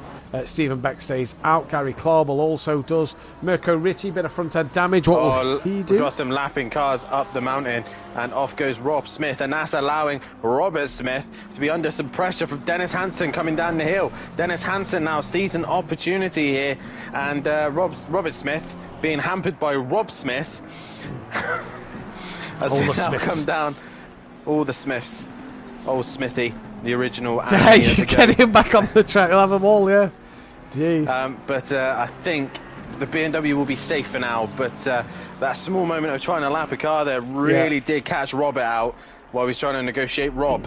Yeah, it did indeed. Going back down to Luke Saunders on John Gooday. That is 9/10 of a second. John, a little loosey-goosey at the top of the hill there, just getting that rear end, stepping out. Sideways down! Luke Saunders! Whoa, does well not to put that in the wall. He lost it at high speed there. And Brian Craig's now going to come for him, who Luke Saunders has took a while to clear. Well, he's now got him back on the rear end as Sam and Paul Williams both finish their pit stops. Has Sam, though, repaired that damage? I think you'd be a fool not to. Who was the... It's Paul Williams actually going to come out first. Sam Williams has repaired that damage. Fat Bloke's already done his stop. John Andrews in the pits. Cranky in the pits. Argent as well as... Has he just left his pit box? I don't think Argent's followed the mandatory fuel. Yeah, he's pitted. Robert Smith, his teammates, just come into the pits. Argent hasn't completed his pit stops. He's repaired damage and forgot to add 1 litre of fuel. All he had to do is add 1 litre. That's all he had to do. And he didn't do it. So he nearly ran out of fuel in race 1 and he's forgot to add fuel in race 2. He's pitted twice as well in this race. Sam dropping behind Paul Williams after repairing the damage, so it probably wasn't that long a stop, but Robert Smith does come in. Casper Olin is also in as well, so both of these two deciding to pit. Now John Goudet pits as well. Will he repair the damage? That's the question. Is he able to race with it? That's the thing. Luke Saunders in the pits as well, as is Steve Beck. They're all starting to come flooding in, except for Gary Clarbel, which, reminder as well, guys, he dropped it on the formation lap, was teleported back to pit lane, and he's in 11th place position as it stands. DJ Phil and Mirko Ritchie as well are in the pits. What about the Jackal? Paul Williams, your lead car. No, he's not, because Robert Smith is after their round of pit stops. Paul Williams is ahead of Sam. Sorry, Dan. Was it a good idea for Robert Smith to pit? Yes, because Dennis Hansen right now has got 2 lapped cars in his way. Kane, and I believe that's Fat Bloke as well. And he's got damage to the front end of his car as well. So he's really... Dennis Hansen's got damage and he's struggling to clear these cars. Yeah, as they both stay to one side of the circuit. I don't think Dennis Hansen... I don't know if they're racing. I'm not sure if they're racing. Let's have a look at the leaderboard. No, they're not. No, they're not racing. That's Sam. I felt that... Is it Sam? It is Sam. Yeah, that's Sam. Oh, whoever it is has just absolutely bounced off the wall. It is Sam, yeah. That is Sam who's just bounced off the wall. I felt there that Dennis Hansen, when he pulled out the slipstream, couldn't pull alongside them to lap them. It's Justin Winter pits. Dennis Hansen's going to stay out. That would have been the moment to come in. Surely Sam as well, after just being in the pits with damage. Yep, straight back in with more damage. So Dennis Hansen stays out in front. Lando Norris could be taking a P2 in this race in a few moments' time. John Andrews done. Fat Bloke done. Darren Bell. Has he been in the pits again and not fueled like Kieran? He's got to go again then. And Kieran Argent stays out on the track. All you have to do, boys, all you have to do is put 1 litre in. All you have to do, even if it's maybe 10 litres, just add something, just to make sure that you know that you've added the fuel. But yeah, once again, people making mistakes under the basic rules. They've been practicing in the server. They've been doing it with the pit lane on the sprint feature, the feature race. And they've not done it here. Justin Winter, you said, in the pits. Is he repairing the damage? That's the question. If he does, it's going to hold him a little bit longer. He's there for a while. Robert Smith stopped and went. I think he half-fueled. I think he half-fueled. I think he was so light in that first stint, because he was rapid in that first stint. He was absolutely rapid in that first stint. I think he's half-fueled the car. Is he doing fuel as well? Lando Norris has jumped him down. Lando Norris is away. He's green and go. Justin Winter is doing... possibly with damage as well. So, what is Justin Winter do? Is he changing tyres as well? Has he left tyres on? He's either changing tyres, he's either repairing damage, but he's 100% adding litres of fuel. Have we just lost him? No, he's come back. He's come back. Yeah, he's back. Had a blip. He's repaired damage. He's repaired damage and added fuel to that car. That is a guarantee. Where's that dropped him, though? That has dropped him. Lando Norris is there. the Mercedes of Monkey Boy. Casper Ollin. Can't see Casper Ollin at the moment. I think Casper Ollin's passed him as well. So not 100% sure at the moment. We'll see as they come through. So Lando Norris, we know, has got through. Here comes Casper Ollin. That was Luke Saunders, wasn't it, in the background? Yeah, so I think he's just ahead of Luke Saunders here. I think he potentially could be off of the podium. I think he is. I think he is. He's behind Casper. And ahead of Luke Saunders, yeah. So he's behind Casper and Lando Norris. Dennis Hansen and now Robert pits. Smith. So he's behind Lando Norris, Casper Ollin and Robert Smith. Dennis Hansen pits. He's surely got a repair damage, so he might come out ahead of him depending on how he does. Will he jump Old Sim Racer? I'm going to say no if Old Sim Racer is only topping up a litre. And Gary Clauble here could be sat on the podium. Car 4, Lando Norris in the wall at the elbow. So, and he's got a bit of front end damage. It's not huge, but potential podium gone for Lando Norris. Sounds like Russia all over again, doesn't it? And Dennis Hansen is in the pits, and he's taking a while. Robert Smith in the final corner, and Dennis Hansen is going to get jumped by Robert Smith.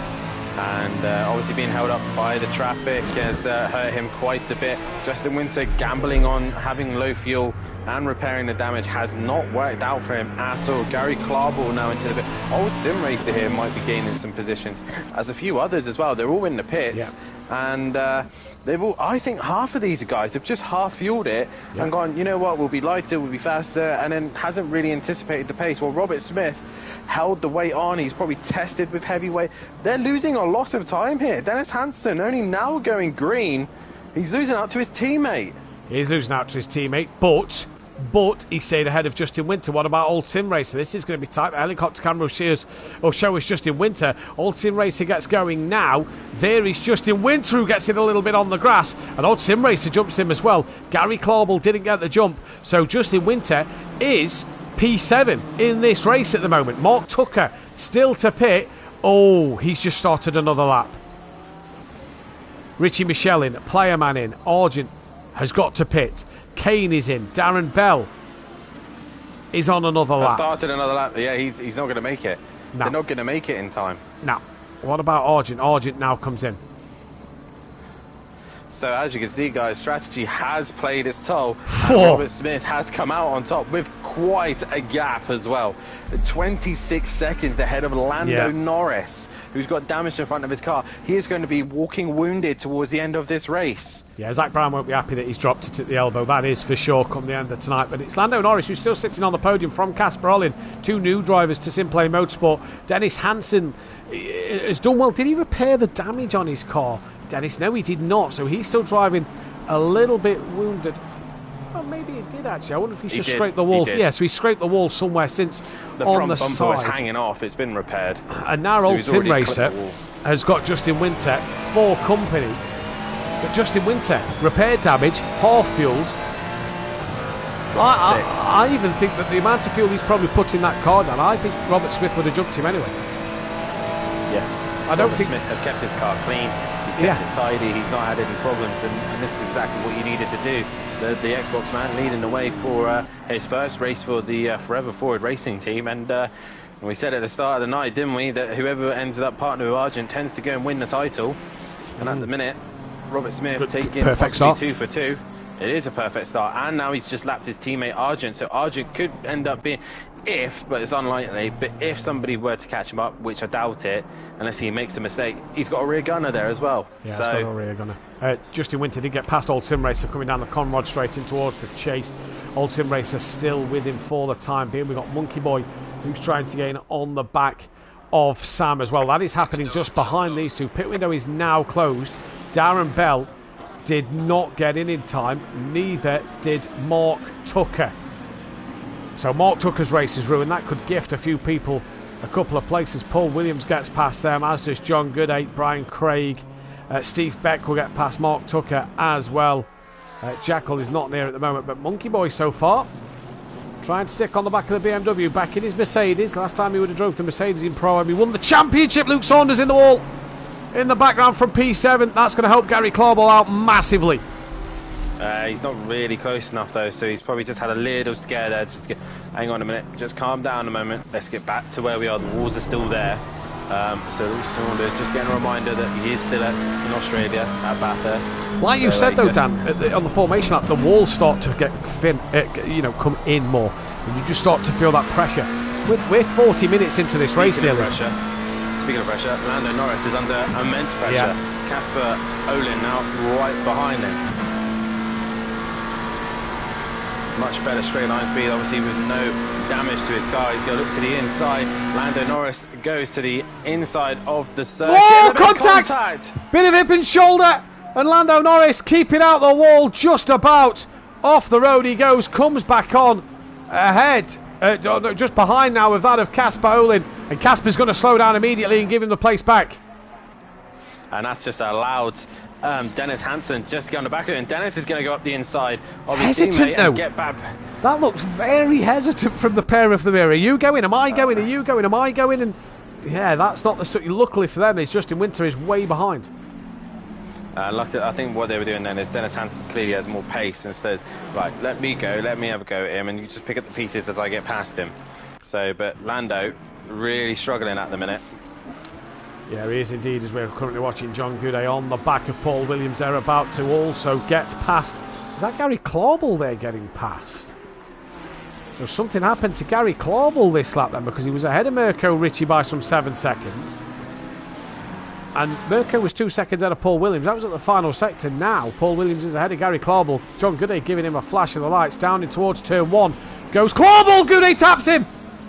Yeah, that was never really on, John. You went far enough alongside there, buddy. And contact made.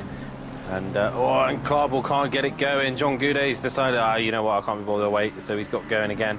And Clauble now he finally gets going, but that was never really on there, John. A bit optimistic, if I'm honest.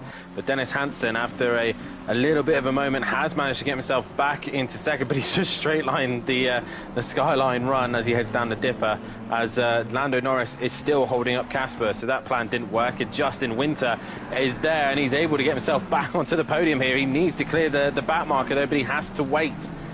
Yeah, he does have to wait at the moment, as down through the elbow they come once again.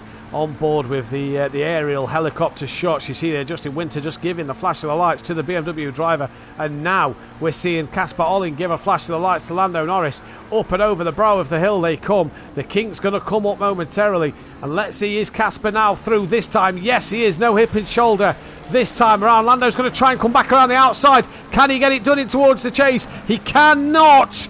Just keep a nose there. No, he can't. And Justin Winter is now right on the tail of Lando Norris. Is Lando maybe going to think of a lunge up the inside? He's a little too far back to get it done. And no, Lando Norris keeps out of trouble. And Justin Winter now tries to get a better exit than Lando out of the final corner, but can't do so. Lando comes to cover him off as Mark Tucker stationary in the pits again. And Darren Bell also returns to the pit lane. So terrible night for Darren Bell. It is indeed, but like I said, a lot of these drivers just trying to get this one out of the way as best they possibly can, and then head to Misano, a more traditional track. I say traditional, it's a bike circuit, but we head to them and Misano next. Justin Winter trying to find any opportunity to find a way past on Lando, but can't seem to do it. Pushed him. And he's pushed to pass, and he's gone through. Yeah, Lando Norris flash of the lights, and rightly so there for me. Justin Winter definitely gave him a little push then in towards turn 2. Henderson family highlights. That's not the real Lando. No. We're not that good yet. Sadly. We'd love it to be, but it isn't. Stephen Beck then, ahead of John Goudet now. That is, who knows? Mike, come on. Come on. He'd be in pro. God, I would hope he'd be winning pro. Unless he took the sandbags in, hey? Possibly. Publicity stunt. Lando Norris now just seems to be getting this downhill section a little wrong, but Stephen Beck ahead of John Goudet. Good race for him in this one. Mark Tucker's still in the pits. I think his day is done. He knows he's getting that big penalty. No worries, buddy. I think he knows he's getting that big penalty. Darren Bell as well at the back of the pack. He's driving just track time now. So your running order then is Robert Smith. Great strategy, Robert Smith. Dennis Hansen in P2. Casper Olin P3 with Justin Winter right behind him. And this is definitely going to be an interesting race between these two for sure. Look at Justin Winter here. He is pushing that of Casper. He's giving him a cheeky flash to the lights as well. He's really hassling the back of that McLaren, and right now Casper's absorbing the pressure quite well at the minute, but Casper's got a relatively clean car, which is helping him out as Justin Winter trying to find any opportunity to get past. He's really pushing that Ferrari. Sometimes I think Justin Winter just pushes too much over to the edge, to the point where he just makes too many mistakes. He's in the slipstream of the McLaren now as he's trying to find a way through up towards the fast right-hander of turn 2, and he's not close enough in the minute. McLaren's still got a better straight line than the Ferrari through there. The problem is they've got Kane just in front as well, who's a back marker in his red Ferrari. There's 18 minutes left. There's a yellow flag. That is car 8. That is John Gooday with some huge damage as he... he's clipped that wall. He's hit something. And John Gooday... Or someone. Or someone. Gary Clawball's through. The Jackal not yet through. Does John Gooday return to the pits? No, he doesn't. He keeps going. But Justin Winter not only... Oh, Kane gets out of the way as Winter pulls out to make a move. Oh, that would have been incredibly stupid from Winter if he tried it there. Well, incredibly stupid. I mean, Kane did the right thing there to get out the way when possible, but going down here obviously is where we kind of said don't really overtake, but Kane managed to get out of the way before the downhill section, so yeah, he obviously didn't want to get involved in that mess. Yeah, he didn't at all. As we go on board with Sam, Sam's got Monkey Boy close to the back of him. They're trying to hunt after the Jackal. Paul Williams as well, trying to gain on Mirko Ricci. I believe that is Darren Bell behind them. Darren Bell flashing his lights in front. Not sure why he's giving them a flash of the light there, but either way, he's the back marker. And here comes Paul Williams, really close to the back of Mirko Ricci now. And Justin Winter still here.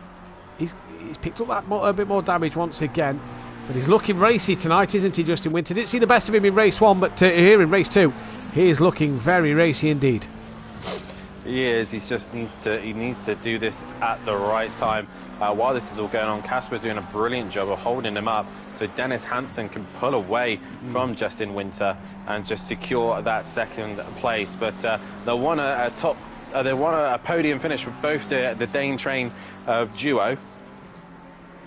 But right now, Justin Winter wants to make that not possible. And he's coming up towards turn 2 once again, up towards Griffin's corner. He's going to send it up the inside, and he does get far enough on the side. It goes very deep as well, and Casper really had to get out of that one. Yeah. But fair play to Casper, though. He gave the room and respect, and Justin Winter gets the job done. Very aggressive, gets the move done. Like you say, great respect from Casper all in there, but Justin Winter is through, back down the order towards John Gooday. He's got the Jackal crawling all over the back of him. His damage is hurting him most definitely in this Mercedes now. The Jackal is just going to come steaming past John Gooday, you feel here. There is another yellow flag. That is the 555 for Fat Bloke, who has got a yellow flag. He's returned to the pit lane. So, another driver in the pits. Jackal's sending up the inside of John Gooday, and that's going to be a position gain for him. Job done for him, and there's no... Well, he says that and loses the rear end a little bit, and John Gooday drops further down. He does indeed. Cranky Duckhead, Richie Michelle. And, no, Argent. Is that Argent in it? No, that is the race leader. Casper's in the wall. Casper's got big damage. He's hit the wall, going down the elbow. Yeah, not the outside wall, the inside wall. The 96. Who is 96? That is Sam as well. He's just had a yellow flag. He's returned to the pit lane. So both FBR cars sat in the pits at the moment. So not only has Casper had a moment, front end damage to his car, but Sam's also had a big moment now. They've clearly been told that their Big Mac's ready, and they're ready to be collected now. So they've decided they're going to have a Mackey's. Oh, the leader! The leader!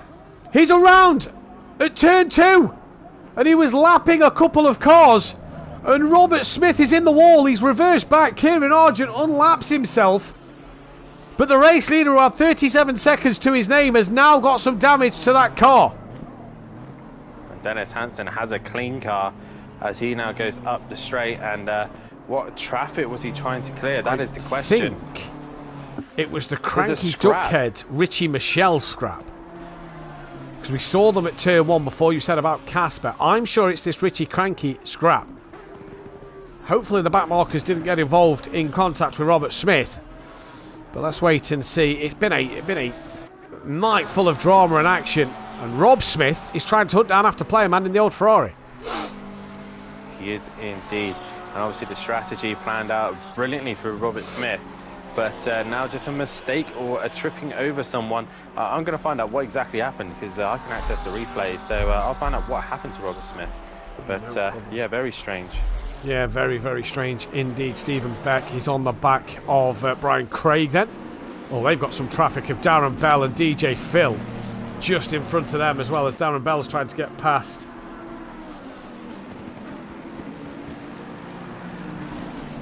And DJ Phil stays out of everybody's way there. Darren Bell's being blue flagged now. He is entitled as a back marker to pull away and unlap himself, but has to do so. Can't be holding the cars around him up. Cranky Duckhead tapped him. So Cranky Duckhead was trying to get out of the way. Right. But in doing so, he ended up just... Robert Smith just turned in a little bit too early, and Cranky Duckhead just tapped him going into the entry. Oh, Stephen Beck's in the wall at the top of the mountain. Carries on going, though. What doesn't help for Robert Smith is the fact that when he tried to spin the car around, he hit the front end on his own. So he's probably got front end and rear end damage now. So Brian Craig still all over the back then of Darren Bell. I say all over the back. He's got a good gap to Darren Bell. Darren Bell stayed to the left. Now can Darren Bell pull away enough? Fat Bloke is tumbling down the order. Tucker's now... That's probably a retirement for Tucker. Fat Bloke's back out on the road, as is Sam. And Argent, who's made 3 pit stops, by the way, is up in 18th place. So showing that never giving up works. Old Sim Racers trying to get back on the rear of Lando Norris once again. Luke Saunders not a million miles away. He's 8 seconds away with 12 minutes left in this race. Yeah, Dennis Hansen 13.5 seconds to Robert Smith now. So this is going to be an interesting one for sure, to see who's going to do what.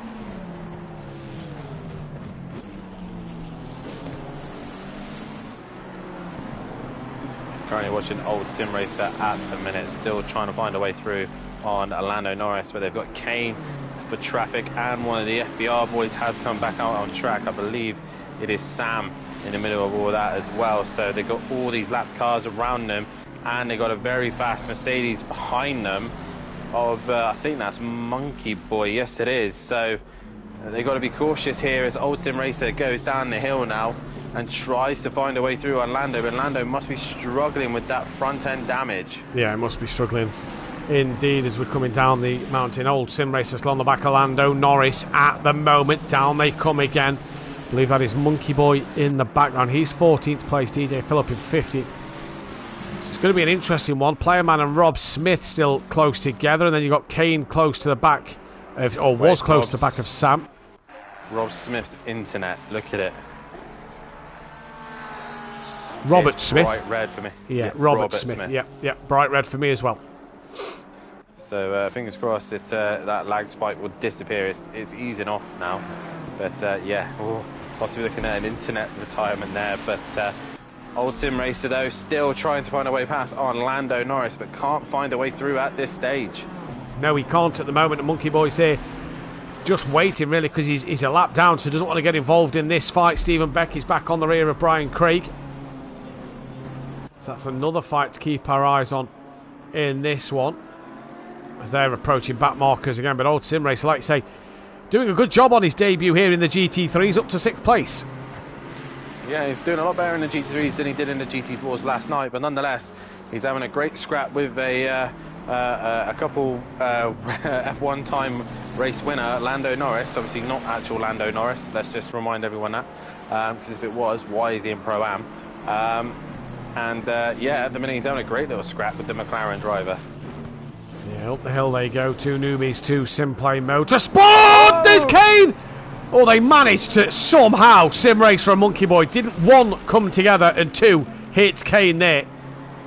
So well done to Kane for keeping that one out the way. 181. Gary Claubel's back in the pits with the yellow flag, so he's had a moment somewhere. Oh, no. Either way, Dennis Hansen, what is his gap now to that of Robert Smith?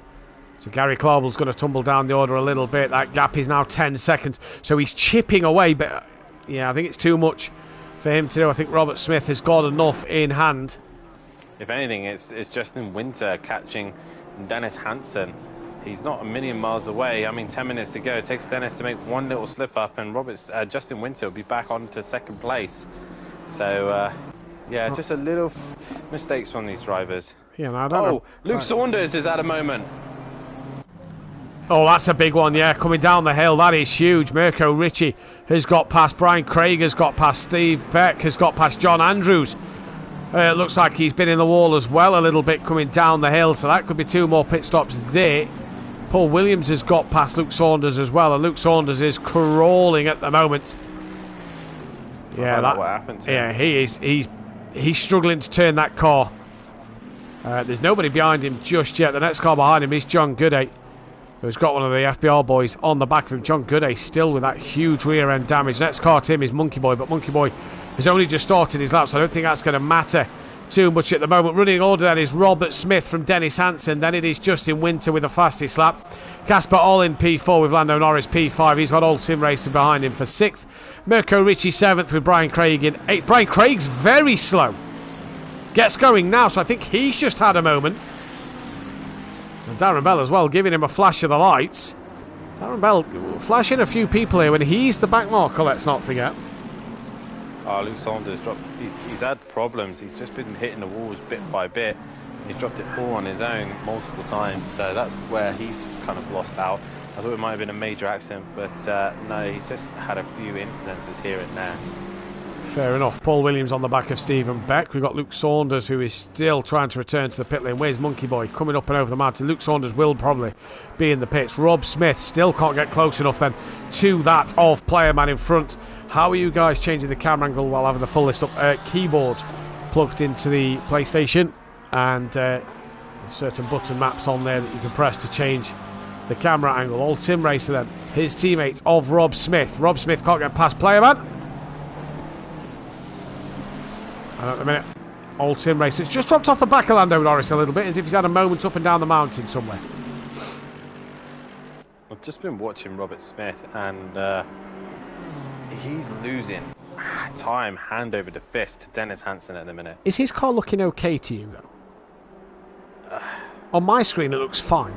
Like, no damage whatsoever. On my screen, it's fine. That's probably the lag, but is he also possibly fuel saving? What, you think he's gone heavy, but then not heavy enough? Yeah, possibly. Well, is he possibly fuel saving? Possibly so. Yeah, possibly so. Yeah, it could get really spicy in the last couple of laps here, because Justin Winter is catching Dennis Hansen. He was catching him rapidly. He's not now, but Dennis Hansen was about 8 seconds behind. He's now 7 seconds. He's catching him just in that one sector alone. And Robert Smith, it just clips the wall as well. So he's pushing, I think, but he's got damage to that car. Yeah. We can't obviously see because of the lag spike, but he's struggling now. He is struggling. Dan Argent's been in the pits 3 times. He's 16th place. He's on the back of Crank. Lando Norris is under pressure once again from Old Sim Racer. Yeah, right on the rear wing of him going up the hill, and they've got a back marker in the way as well. And Old Sim Racer is pushing the McLaren. He is indeed. Just going back to the Argent thing, he's 16th place. He's on the back of Cranky Duckhead for 15th place. Possibly now going to unlap himself from Luke Saunders to maybe get onto the same, to maybe get past Luke Saunders, depending on how long his pit stop is, for 14th place. And he's not a million miles away behind DJ Phil. So Argent looking at possibly a top 13 come the end of this race. That would be spectacular, considering he's pitted 3 times. But look at this fight coming downhill. Old Sim Racer in the orange Ferrari behind then this of Lando Norris. Carlos Sainz versus Lando. If only. Down the hill they come, Alex Marshall. You're welcome for the info. Argent, though, has he got past Cranky Duckhead? He has got past Cranky Duckhead. He's cleared him by a country mile. Cranky's got big damage. That is why. Where's DJ Phil? DJ Phil's top of the mountain. Argent is Sector 1, so he's not close enough. But Luke Saunders, he should be passed by the time he gets up there. Paul Williams on the back of his teammate, and Old Sim Racer still down on the back of Lando Norris. Dennis Hansen to Robert Smith, 7.3 seconds, only just over 4 minutes left in this race. And where is the leader? Coming up to turn 3 now. He's going up to turn 3, and Dennis Hansen going through turn 2, and Justin Winter is going into turn 2. So again, Justin Winter's taking more time out of Hansen rather than Robert Smith. Maybe Argent played a little bit of a game there just to hold Hansen ever so slightly. Not a lot, but enough to just put him off a little bit. Playerman's just rejoined on the exit of turn 1, so Rob Smith has finally got clear of Robert Smith. That is job done for him. Mark took a definite retirement from this race. Darren Bell obviously going to finish behind a few drivers with that penalty he's got coming his way. Luke Saunders off and out the pit lane. He comes now, as he has lost out to Richie Michelle, Cranky Duckhead and Rob Smith, and he'll probably lose out to Playerman as well. So interesting there. Paul Williams just dropping off the back. Old Sim Racer dropping off the back. Dennis Hansen 6.9. But for Robert Smith, he's got what, 2 laps left in this race? Oh, Lando's trying to lap a car. He has managed to lap it, but it's put him off wide going up the hill. And Old Sim Racer nearly goes with him, and Monkey Boy is right behind him, pushing him along. I mean, Monkey Boy has nothing to gain in front. He's been sat there for ages as well, hasn't he? He's just got to sit there. Yeah. He's not allowed to really get involved. He's got nothing to gain in front and nothing to lose behind. He's just got to follow this fight towards the end. Where's John Goody? That's the car that Monkey Boy's chasing. He's at the start line. So yeah, Monkey Boy's not got the time to get to John Goody at all. And like you say, he's just... Phil is nowhere near him. Yeah, exactly. So he's in no man's land. He's just got to sit there. But this fight between Lando Norris and Old Sim Racer here. There he is looking back from Lando as they come down the Conrod Straight. Extended his gap, and Justin Winter has lost time this time to Dennis Hansen. It looks like that fight has kind of neutralised at the minute, but anything can still happen. There's only a couple of laps to go. But Lando and Old Sim Racer is the only fight we're really keeping an eye on at the moment. Yeah, because with Borough Becks and Paul Williams on, we had Steve Beck and Paul Williams, they're teammates, so they're possibly going to hold station. And like I say, Old Sim Racer, he's not really having a look though at the moment, Dan. Just watching on board. Lando Norris goes a little deep. Does that give the opening for the Ferrari? No, it does not. He's got closer though. You can see it just tucking underneath the front wing. He's had a lift there. Doesn't want to get too close to the rear wing then of that of Lando Norris. And Old Sim Racer here maybe just wants to commit to a move up the inside. Where's the race leader? Coming down the mountain now.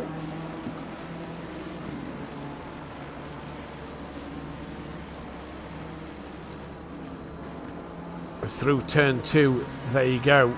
And Old Sim Racer right on the back now of Robert Smith, of Lando Norris, sorry. And having a look, but just not close enough. And they got Dennis Hansen. I think what he's trying to do is pressurise Lando into a mistake so he doesn't have to make a dangerous move. And he clips the wall. Old Sim Racer just clipping the wall there, trying to get as much room as he possibly can. He just gives it a slight kiss. And that is going to affect him down through the rest of the hill. Robert Smith now coming down to the chase. So he's going to start another lap here. So he'll start his final lap. And he's got a healthy gap now to Dennis Hansen. But this fight between Lando and Old Sim Racer is the talk of the mountain. And right now, Old Sim Racer trying everything he possibly can. Oh, he's clipped the wall! Yeah, he's round. He's clipped the wall around, and Monkey Boy somehow manages to avoid him. Now he has to stay stationary. Mirko Ricci was 22 seconds behind. He's heavily put it into reverse into the other wall. Oh, where are you going? Oh, okay. Well, Mirko is coming, but Old Sim Racer here, I don't know if he tried to spin the car around in reverse. It didn't work. He's put it back to the pits. Oh, that's going to be catastrophic. Massively. He's going to drop down a lap. Oh. What a shame. What a shame. Now then, Kieran Argent, where are you? You've got damage again, so that's nice to see. Richie Michelle's 5.7 behind you. But Robert Smith coming up the mountain, your teammate with damage himself. We can't see it. We think he's... Justin Winter's gone off. Justin Winter's got major damage. He's grabbing all over the shot. Casper's on the podium. Casper's on the podium. Lando Norris is only just there as well. Oh, Old Sim Racer could have been in for a P4. Oh, no. Yeah, what on earth has happened to Justin Winter? Because that car is completely wrecked. He's struggling to turn. Like I was saying, he was just pushing too hard sometimes, Dan, and that has paid we're off. on board with Justin Winter now. His steering wheel it's a full left lock. It has no more steer. It will not go left. Oh. His race is done.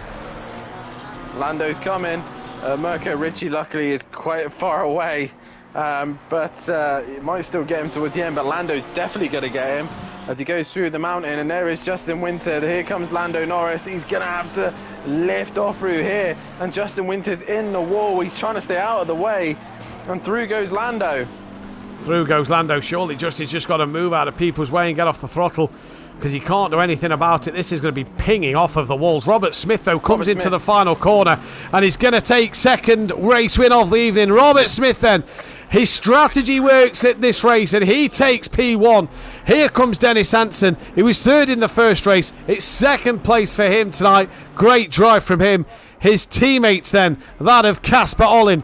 No score in race one. He's going to come for that P3 in what has been a fantastic debut for Team Dane Train. Good points for them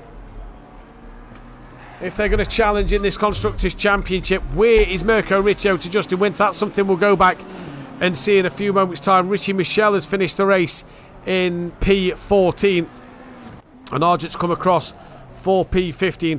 But there then is Casper. Lando Norris is in for a P4. Car number 4 in for a P4. Great result for him. Well, Justin Winter will take fastest lap, but it's a case of where is he going to be as he comes to line. He's coming into the final corner. Mirko Ricci is not close enough, so Winter's going to hang on in there for P5. Mirko Ricci, a 6th and a 4th. What a display from him today. Fantastic as Justin Winter gets to the end of the lap.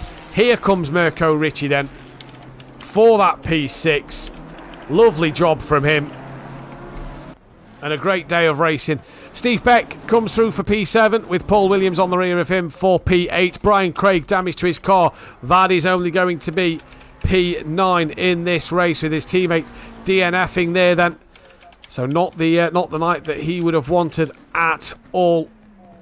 And John Gooday is... where is John Gooday? Oh, he's still a bit behind at the moment. So Brian Craig comes through. John Gooday here in 10th, coming towards the line. Monkey Boy has finished in 11th. Old Sim Racer will be classified as 13th as he was in the pits with that damage. Richie Michel, P14. Argent, not a bad comeback drive today. Pitted 3 times, 15th place. Rob Smith is in... Where's ODD? Oh, Swift. There he is. Rob Smith, P16. Cranky Duckhead, P17 in this race. John Gooday is going to come to the line for that P10, and that rounds out everybody there, I do believe. Fat Bloke got to the line 25. Sam got to the line in 21st. Darren Bell to the line 23rd to beat John Andrews and Fat Bloke, even with the penalty to his name. John Andrews down in 24th. The Jackal at the end of this one come across the line. Can't see where the Jackal is.